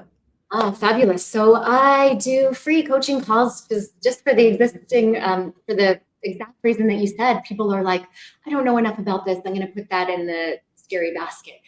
So you can contact me at Powered by Mushrooms Coaching on Instagram. And I also have Calendly links there, as well as at mindfulmeds.io. And there's a coaching link there. So happy to help and answer any questions. Awesome. Thank you. All right, we're keeping this momentum going, and our next extraordinary woman who is going to grace our virtual stage today is Luannah Arana, and she is going to talk to us about soul, mind, body, spirit. She is the founder of Soulspectives Institute for Personal Transformation and Serenity by the Sea Retreats, with over 30 years of experience in trauma-informed healing, neuroscience, somatic healing, and ancient wisdom traditions. She helps women reconnect with themselves and build lives rooted in resilience and in authenticity.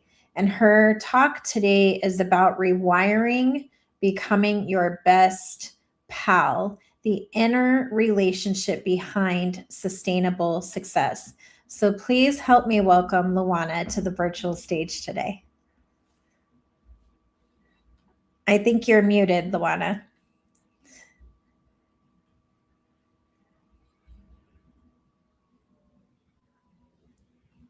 You're still muted. Let's see what we can do. Oh, is it go. working now? Yes, we can hear you. Great, great. So as I was saying, no, just joking. So I'm so grateful to be here. Thank you. And it's been really amazing listening to all the women so far and just seeing the common threads between all of our talks. You know, it's beautiful. So thank you for having me here and letting me be a part of the summit. Yeah. Thank you. I'm looking forward to sharing. Yeah. So I'll just get started. Yes. Okay. So again, I'm so happy to be here and have this opportunity to share some really simple yet powerful ways that we can better regulate our nervous systems and build a deeper relationship with ourselves. But before we begin, I'd love to invite us to just take a few deep breaths together. To the count of 4 in, the count of 4 out, and just to land in this moment. Deep breath. It's already been a full day, and you've taken a lot in with all these amazing speakers. So for the moment, just allow yourself to come back in your body here. And notice as you're breathing, if there's anywhere that you feel tightness, constriction, or holding. And wherever you notice it, take another deep breath and expand that space to allow a little bit more room in your inner world. And from this grounded inner space, I'd like to ask you a really foundational, important question. How are you in relationship with yourself? Not your business, not your goals, not your strategy, and not the version of you that the world sees. But you, your relationship to your mind, your body, your nervous system, your inner voice, your heart, and ultimately your soul. What I've noticed in my 30 plus years in the healing and wellness field is that there's often a split that is at the root cause of exhaustion and interference in being able to realize our full potential, especially in those of us who have great ambition and big visions. We become caught in the push of things, the creation of things, the doing of things. It's all great, but somewhere along the way, we forget how to be. We forget how to build a relationship within ourselves that can actually hold and uplift the external realities that we are creating. So take another breath. Pause, tune in. And again, how are you in relationship with yourself? Do you give yourself enough moments to simply sit and be? And if not, just for a moment, what might that look like? Would you be painting, walking in nature, writing, singing, dancing, or something else entirely? That can help you land in that inner space where your survival nervous system can soften enough for your frontal brain to come back online, that part of you that reflects, observes, integrates, can put pieces together and just sees more, sees the bigger picture. Because there was a period of my life where I felt like I was constantly rushing ahead of myself, and rushing ahead created exhaustion. And I see this in so many of my clients too, that when we live rushing ahead of ourselves, we miss life. And we miss our moment of power, which is now. My name is Luannah Arana, and I've dedicated my life to knowing myself, to uncovering and rewiring beliefs, stories, patterns, and trauma imprints that once kept me very far away from myself and my full potential. There was a time in my life where I felt I had to present just one version of myself to the world, while hiding the parts of me that felt vulnerable, scared, angry, frustrated. Those parts were not integrated. And even my greatness, I learned to shrink it down and not shine my light so brightly because it irritated people. Somewhere along the way, all of these aspects got a reputation in my own biology that they were bad. And so I longed to feel whole within myself. So I traveled the world for over 17 and a half years, learning with different teachers, different masters, different traditions, all in search of one thing: to come home to myself, to come back to my body, become more whole. And although spirituality carried me through some of the hardest seasons of my life, it was science that helped set me free. And that recognition and realization surprised me, because for years I believed that healing meant transcending what I felt, understanding it, conceptualizing it spiritually, seeing the lesson, finding the meaning. And those things helped, but eventually I realized understanding is not the same as embodiment. I could forgive and still feel activated. I could know better and still react. I could have insight and still feel exhausted. And so what I discovered through neuroscience and trauma work was something incredibly freeing, that my reactions were not character flaws. They were adaptations, that my nervous system had learned ways to protect me. And what had been learned can also be unlearned and rewired. And that changed everything.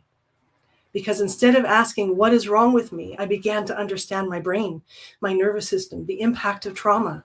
It helped me to understand not only why I struggled, but how to work with myself instead of against myself.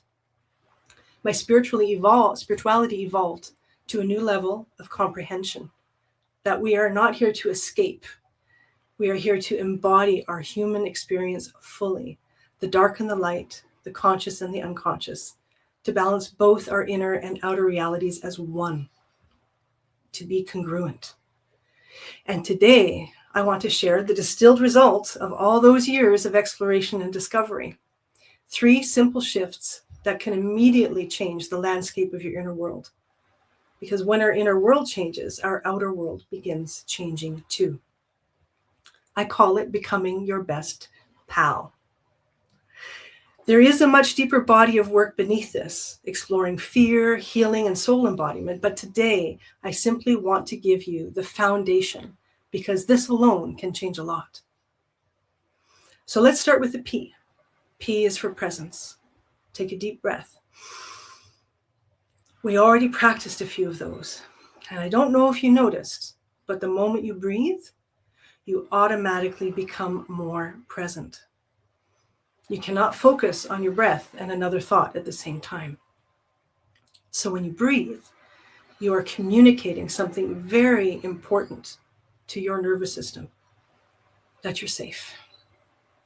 Because otherwise, when we're holding our gut, tightening, holding our breath, holding tension, we remain in survival mode, where we perpetuate the adrenaline and cortisol response and overload that can take time, a lot of time, to move through the body. So take another deep breath. Presence allows us to listen. It helps us to slow down enough to notice something's happening inside of me right now. Present does not ask us to solve. It asks us to arrive. And then once we arrive, we move to A, awareness. Awareness allows us to observe what is there. Where is there tightness? Where do I feel constricted? Where am I holding my breath? And as we practiced in the beginning, you witness that flow. You witness the release.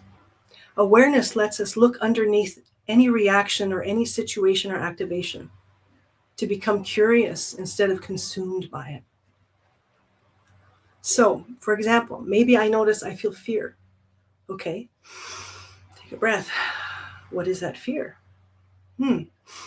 I fear being rejected. Okay, take another breath. Where do I know that feeling from? Take another breath. And then your inner intuition and guidance, you have the answers in you already. That will emerge. And these are just some example questions. And these are my questions, because for me, rejection was a huge thing for me. But the moment that we engage awareness, we interrupt the automatic cycle. That's the key. The moment we bring observation to the equation, we slow the force of reaction. It loses its momentum. And suddenly, instead of being inside the experience, we are in relationship with the experience.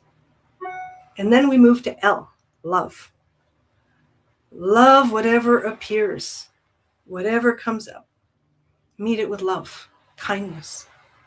Understand that every pattern, every belief, every coping mechanism you're wanting to change was created for a reason. And at some point, it had helped us to survive. And when we understand that, we stop making ourselves wrong. We can then thank that part of us. Thank it and honor it for everything it carried to help us get through. And then we can let it go. Because L also stands for letting go. Healing begins by becoming willing to feel, to honor what is, to understand, and eventually release it with love and grace. And when we let go, we become available again, available for deeper relationship, deeper insight, relationship with self, with life, with ourselves, with love. And from that place, we find our way forward.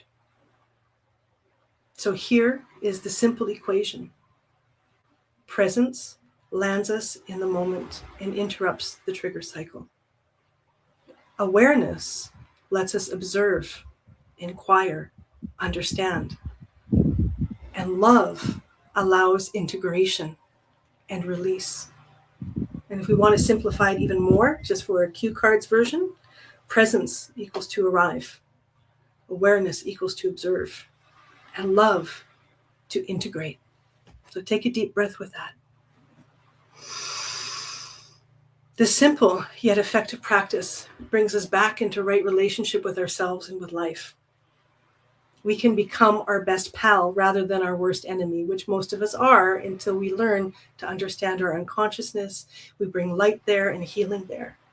And that, becoming our best pal, is what's going to rewire our biology completely. The beauty of neuroscience is that what we don't use, we lose. So the bad habits, the neural networks that were developed over lack of self-worth, fear, uncertainty, not enoughness, those well-trodden neural network pathways that we built up for so long, they actually can just dissolve the more that we repeat. PAL, presence, awareness, love. Each time we interrupt it, we are writing a new neurobiology in ourselves, which is then becoming the default, the new default, rather than the old version that's based on our trauma and our survival, which, God bless it, we needed it. But it's no longer serving us to thrive. So I hope what I've shared is useful in living a fully embodied life for yourself and helping you build sustainable success in all of your ventures and areas of life. And I'm really grateful again to have been here, and I thank you for your time. And it was such a joy sharing with you. And I do have 2 slides here that I would like to share if I have the permission to do that. Can I pull that up? I'm not, let's see, I'm pressing on it. Let's see. Can anybody help me here from tech? Is there a way that I can pull this up? I've put it in the presentation box, but it's not landing. It's not coming on the screen.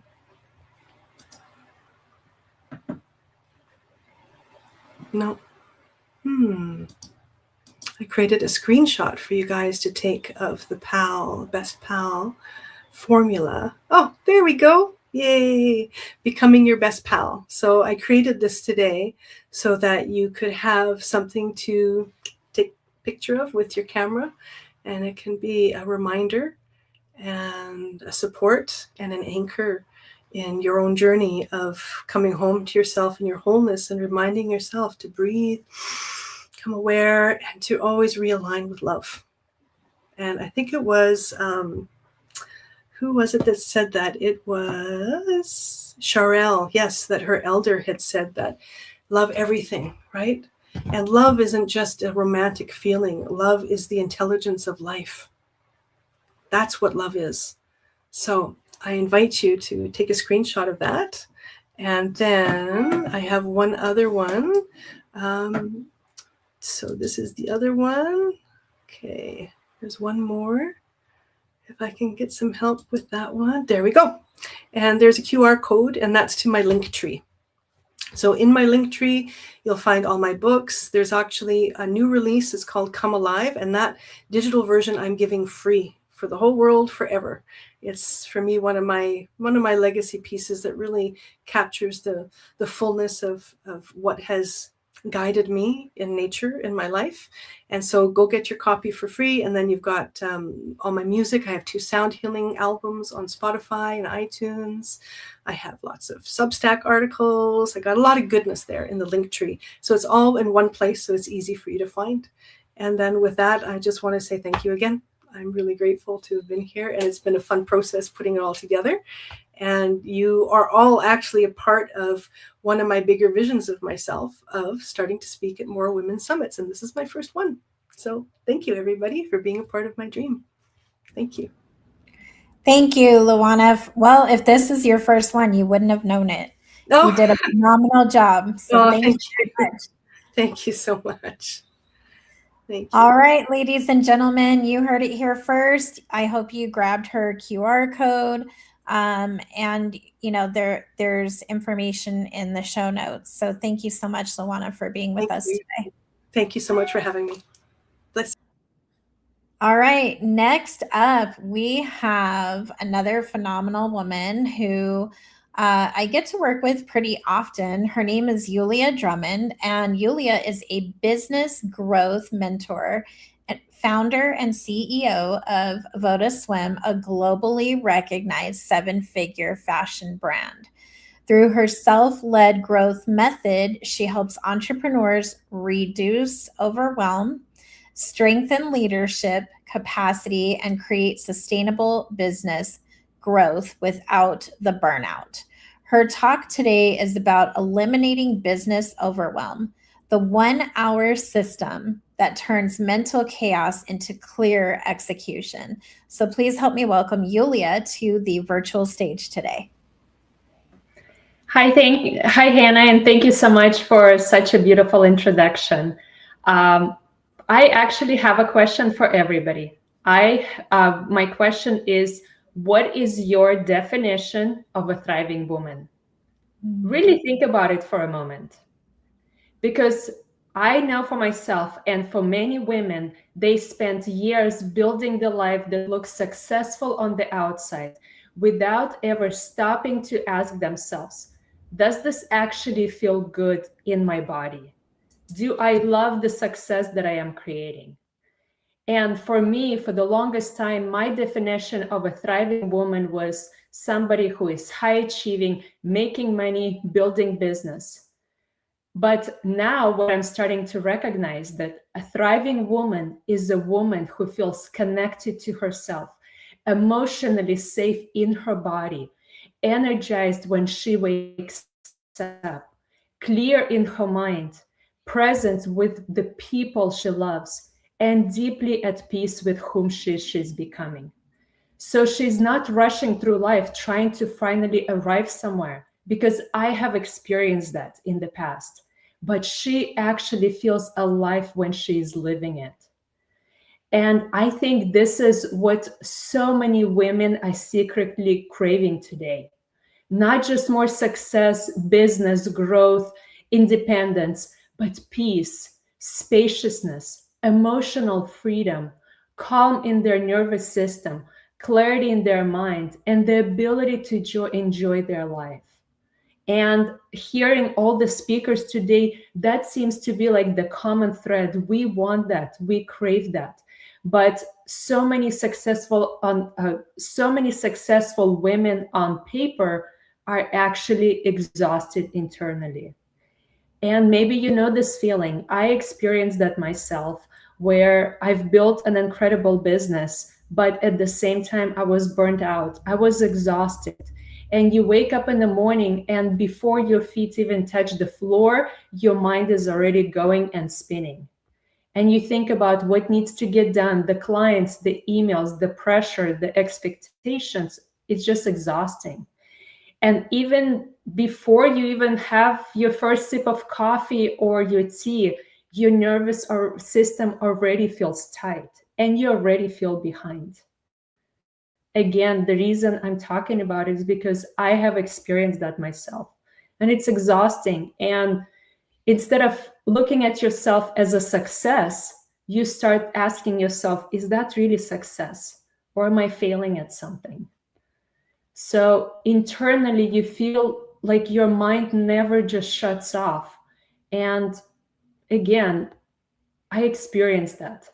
And for me, people would say, wow, you're living the dream. And I have lived the dream. But at the same time, it was the dream where I was working hard. I was being exhausted. I focused on marketing and management and decisions and growth. But at the same time, my body was not resting. So that's where the topic of my conversation today is really building a successful business, but also that comes with safety inside. So, because a lot of the times we are not taught as women how to emotionally hold success, how to protect our energy, or how to thrive while building it. And eventually for me, success started feeling heavy instead of expansive. And I asked myself, there has to be a better way to do it. And that's why I believe that business overwhelm is not actually a time management problem, but it's an emotional and nervous system problem. Because when your nervous system is overloaded, everything feels heavier. And I think that was a common thread throughout the conversations we've had today and the presentations is the nervous system. Simple decisions just become exhausting. You overthink, you procrastinate, you question yourself, you feel scattered. And you know what you should be doing, but you can't seem to constantly follow through. And I've experienced that. I had a long list of things that I need to get done, and I would just not do it. So what had happened was it created guilt for me, and it created shame for me, and even more pressure to perform and to be there. So today, instead of giving you more to do, I want to give you something simple. I want to help you reconnect to a different way of operating your business, a way that's sustainable, a way that's exciting and fulfilling, a way to build success where your business no longer consumes your mind every step of the way. And the reason I want to share it with you is because I have experienced that myself, and it took me a long time to figure out how to move a needle in my business. And that was one simple shift that I made that made all the difference. And it's not another productivity tool, but it's a way to retrain your mind and your nervous system out of chaos. And when you implement this simple system every single day, you're going to feel less overwhelmed. You're going to start moving the needle in your business. And the system is incredibly simple. I call it the 1 hour clear execution reset. Again, it took me a long time to figure out, but when I did and when I started implementing it, everything changed in my business. That system removes overwhelm from your body, from your nervous system, and it forces clarity and execution. What happens is when we have too many things to do, our mind has too many tabs that are open. And when all of your tabs are open at the same time, you get overwhelmed. So in order for you not to feel overwhelmed, it's important to start closing the tabs, but not just closing them, effectively executing them. And when you do that, you start feeling excited about your day because you are creating a life and a business that's actually moving forward. You don't feel overwhelmed and you are not exhausted in the process. So instead of asking yourself, what do I need to do? The question becomes, what do I need to accomplish and complete in order for me to move forward?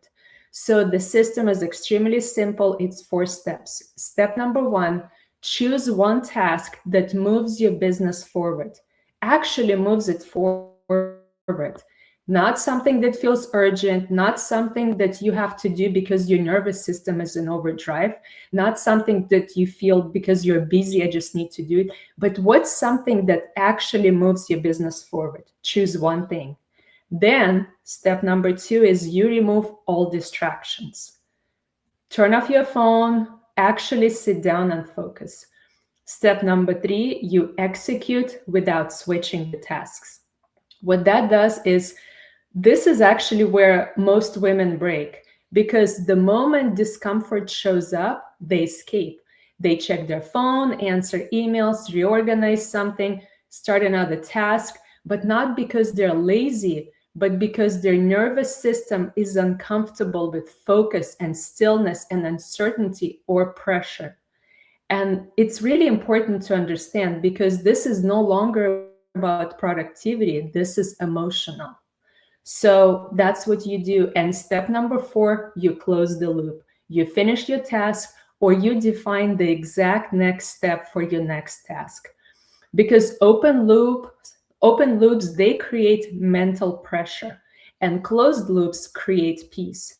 So if you focus every single morning on one task that moves your business forward in the right direction, you are going to start feeling peace instead of pressure in you. And that one simple shift helped me change my entire, how I operate my business. So, but here's also something, the deeper truth I want to talk to you. Most women don't struggle because they don't know what to do. They struggle because also something internally stops them from consistently following through. And that's why I created my self-led growth method. Because sustainable success requires more than just strategy. It requires strengthening 4 core pillars of you internally. And those 4 pillars are identity, capacity, self-leadership, and self-trust. So I want to do a little self-diagnosis question for you. Ask yourself, where are you breaking right now? If I'm not showing up consistently, that's self-leadership.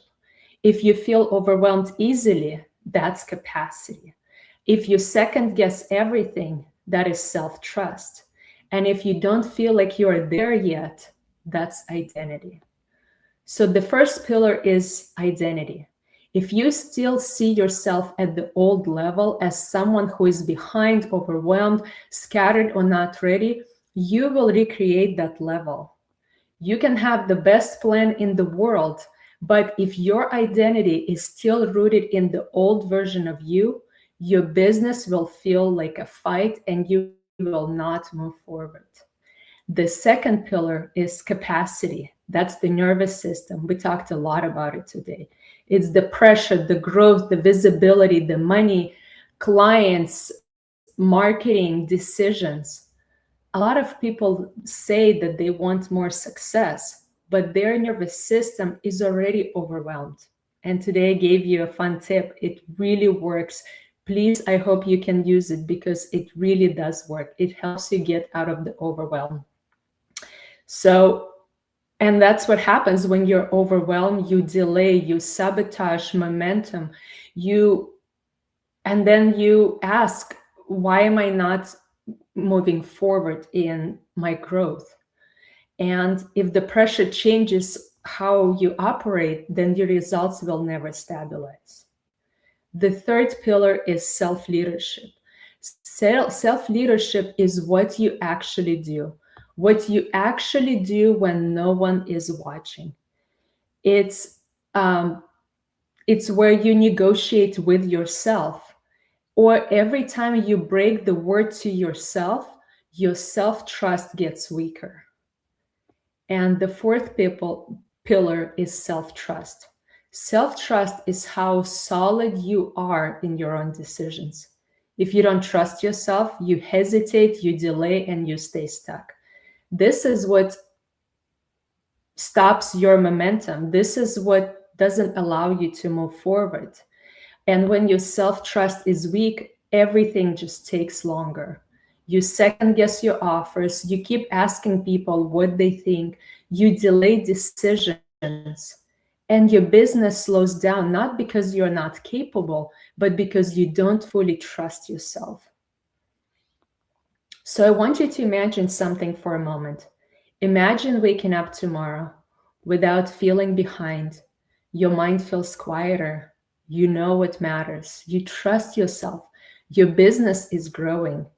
You stop carrying that constant pressure. And instead of feeling emotionally drained by your business, you finally feel content. To me, that is a thriving woman. That is what we are after on this summit. So today, now I want to bring you back to the 1 hour system, because this is the micro transformation I want you to walk away today with. Tomorrow, take 1 hour, not the whole day, not your entire to-do list. Just take 1 hour and choose one task that's going to move the needle for you. And before you start, ask yourself the questions. Who am I being as I sit down to do this? What pressure am I feeling? And can I stay steady inside of it? And will I actually do what I will say I will do? And what would I want right now what would happen right now if I fully trusted myself and then execute? Because the next level is not waiting for more information. It's waiting for the version of you who finally feels safe enough to thrive inside the success that you are building. And that's what I help other women do, is create success that feels not only good on the outside where they build their 6- and 7-figure businesses, but also create success that feels good internally, that's in alignment with who you are and how you operate. Thank you. Thank you so much, Yulia. What a great conversation and some really strategic tips that we can all take and use on the daily. So thank you very much for that. How can Thank people you, Hannah. It took me a lot of trial and error. And actually, I want to share a resource with everybody. I created a complimentary ebook, and it's called the 7-Day Execution Reset. And it helps you go from mental overwhelm to clear execution and to more calm, clarity, and emotional freedom. You can find it on my website, yuliadrummond.com. The 7-Day Execution Reset will be waiting for you there. And for some of you that want to go a little deeper and find out what are the hidden patterns that are holding me back from really expanding into the next level of identity or version or the woman that I want to become, please schedule a business breakthrough session with me where we can actually find out where you're stuck, what's creating the pattern, and what needs to shift in order for you to move forward confidently. And you can find that on my website as well, yuliadrummond.com. Thank you so much again, Yulia, for joining us today. All right, we are headed into our next, last but definitely not least, Woman of the Hour. I am going to introduce the phenomenal Jax Crider. And Jax is a financial educator, mortgage strategist who is dedicated to helping women create sustainable success through financial clarity, alignment, and practical decision making. What she's going to talk to us about today is holding it all together is actually costing you everything. The hidden trade-off between your energy, money, and power. So please help me welcome Jax Crider to the virtual She Rises Studios stage today. Thanks so much, Hannah, for that lovely introduction. And I'm So excited to talk to everybody about something that I'm so incredibly passionate about. And kind of before we go deeper into the conversation, I think it's really important for the audience to understand why this matters so much to me personally, because for well over 20 years, I have worked in the mortgage and financial world, helping thousands of people navigate the biggest financial decisions of their lives.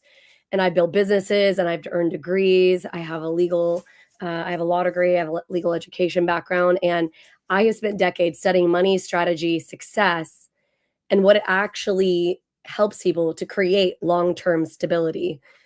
And what I started noticing, especially with women particularly, was something much deeper, because many intelligent, capable, high-achieving women, they weren't struggling because they were bad with money. They were struggling because they were exhausted, and they were carrying so much pressure and responsibility and guilt and the mental load that even makes simple financial decisions feel really, really heavy. And honestly, I saw that in myself too. And because I know what it feels like to look successful on the outside while internally feeling super overwhelmed, disconnected, and constantly, on. I know what it feels like to carry the pressure of trying to hold everything together while quietly wondering on the back end, why does this actually feel so freaking hard? And that's why this conversation matters to me, because I don't believe that women need more shame or more pressure or more impossible standards around money and success. I believe that we need to have a brand new conversation, one that allows women to build wealth and success and stability in a way that actually supports their nervous system, their energy, and the life that they actually want. And so that is what I want to talk to you about today. Because let's be real here for a minute. How many of you are tired? And I don't mean like I stayed up too late scrolling Instagram tired. That's not the kind of tired we're talking about here. I mean the kind of tired that lives within your actual nervous system. The kind where your mind never fully shuts off, and where even when you are resting, you are still carrying literally everything. The business, the clients, the kids, the house, the schedule, the pressure, the expectations, emotional labor, all the decisions, and even, yes, the money. Because whether we talk about it openly or not, money carries weight for women. And not just financial weight, but emotional weight and mental weight and energetic weight. And that's what's hard, is that so many women in rooms like this, they are doing everything right? Like by the world standards, they're doing everything right. And they are responsible, capable, ambitious, the one that everybody is depending on. And you've been holding everything together. But underneath all of that competence is often a level of exhaustion that no one else is witnessing. And that's because high-achieving women become really good at functioning while being super overwhelmed. And we answer the emails while we're anxious, and we keep producing while we're depleted, and we smile while silently carrying all the pressure. And eventually, we start believing that it's just what success feels like, that burnout is normal, kind of like we talked earlier, a badge of honor, if you will. That stress is the price that we are going to pay for building the meaningful life that we all really hugely desire. And for a very long time, I believe that too. I honestly thought if I could just get a little bit more organized, or if I could just manage my time a little bit better, if I just pushed a little bit harder, then eventually I would feel safe and successful and settled and enough. But what I eventually realized is, both personally and through helping thousands of people make these major financial decisions, is this. Sometimes the problem isn't what we're doing, that we're doing life wrong in any kind of a way. Sometimes the problem is that we are trying to succeed in ways that disconnect us from who we really are. And when this happens, holding all together starts costing you literally everything. And so one of the biggest lies that women have been sold is that success should look the same for everyone, and that there is one right way to build wealth and to lead and to manage money and to succeed. And it's simply not true. So if you're overwhelmed, you don't need more discipline. And if you're exhausted, you don't just need a better routine. And if you're burnt out, you don't need to just optimize harder. What if the very way that you've been taught to pursue success is the thing that is actually draining out your energy? If your nervous system was never meant to operate in any constant state of pressure. Because this is what I see over and over again. Women making financial decisions from fear, guilt, scarcity, obligation, pressure, and survival.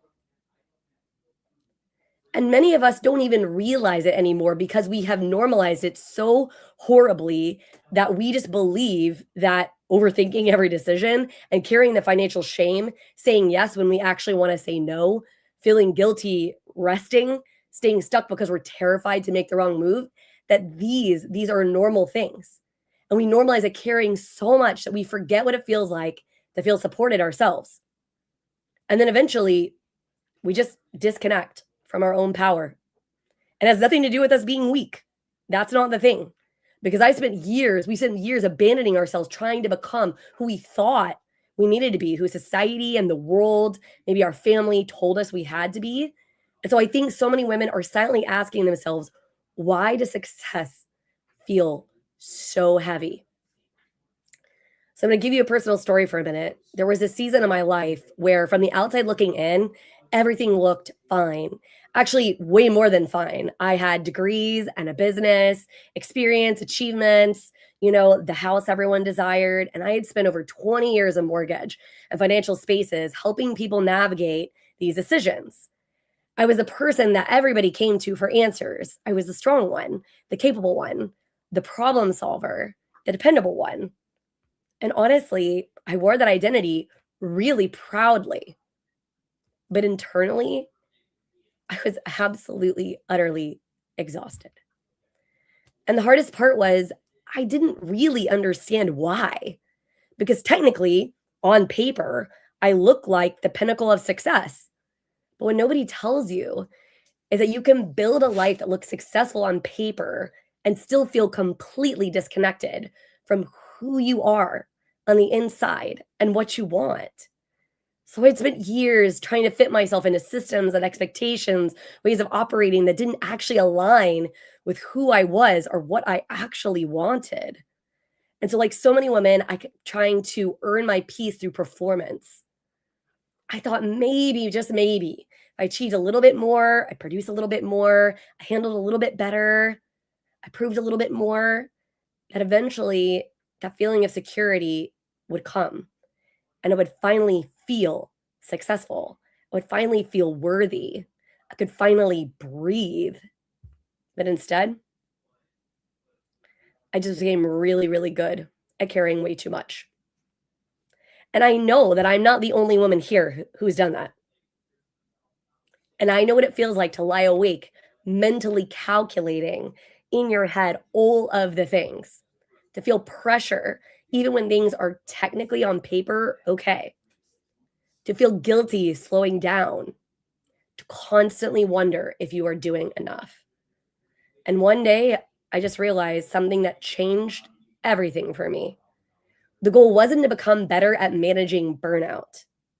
The goal was to stop building a life that required it. The realization hit me so hard because I realized that money was never about just numbers. That's what we think. But money, it impacts your nervous system and your relationships, your confidence, your choices, your identity, and yes, even your freedom. And when women feel trapped financially, they often feel trapped emotionally as well. And that's why this conversation matters so incredibly much, because financial empowerment isn't just about building wealth. It is about reclaiming your power, about creating a life where success does not cost you your peace. So what do? Now what? We stop building from a survival mode. We stop making every decision from fear and pressure. we start asking a different question. What actually aligns with the life that I actually want to live? Not the life that looks impressive and is Instagram worthy. Not the life that keeps me constantly depleted. Not the life built around proving my worth. My life. Because true wealth isn't just about money in a bank account.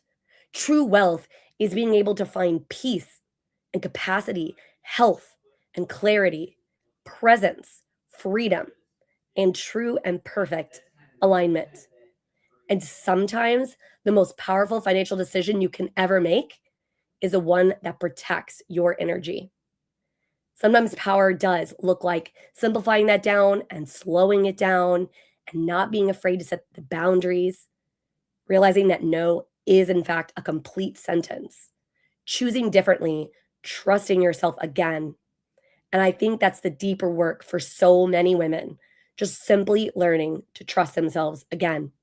And not just financially, but personally and emotionally and spiritually too. Because so many women have spent years overriding themselves and trying to become who the world told them that they should be. So today, I just want to leave you with this.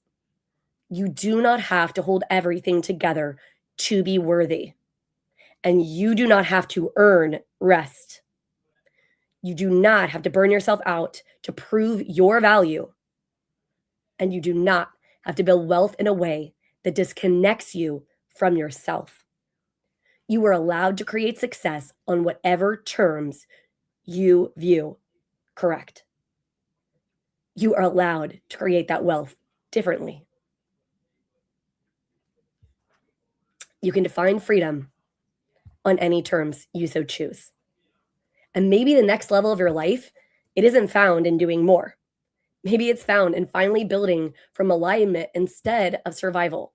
Because when a woman reconnects with her energy, her voice, and her power, everything changes. And if this conversation resonated with you deeply today, I want you to know that you don't have to figure it out alone. I created the Energy Aligned Money Reset. It is a free, simple first step to help you start identifying where your money may be draining your energy instead of supporting your life. And so I would love to give you the opportunity to go deeper and to start asking yourselves the questions that you need to ask. Because when women stop forcing themselves into financial strategies that don't fit them and then reconnecting with their own instincts and building wealth in a way that actually feels aligned, sustainable, and empowering, everything changes for them. Thank you so much for giving me the opportunity to speak with you today. Thank you so much, Jacqueline.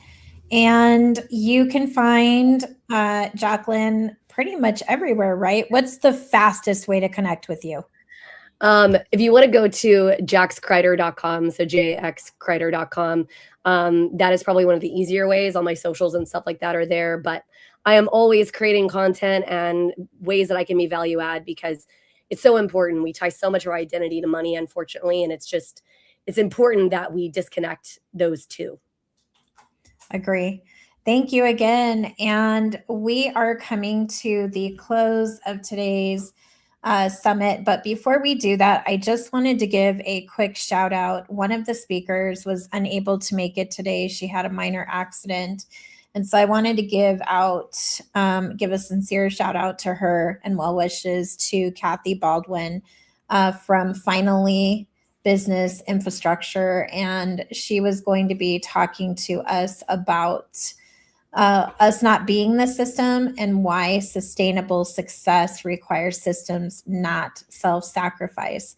So well wishes to Kathy, and we hope that she will be back soon with us. So I want to say thank you to all of the speakers who shared today with honesty, expertise, and strategy and intention. And thank you to every attendee who showed up for this conversation. I think one of the biggest things women need to understand is this: success is not sustainable if your body cannot sustain it. And I believe the future belongs to women who build it differently. Women who understand energy management, capacity, systems, boundaries, leadership, regulation, and long-term sustainability, not just productivity. So thank you all for being a part of the Thriving Woman Summit hosted by She Rises Studios. We appreciate you deeply, and we hope today's conversations continue long after the summit ends. Thank you, everyone.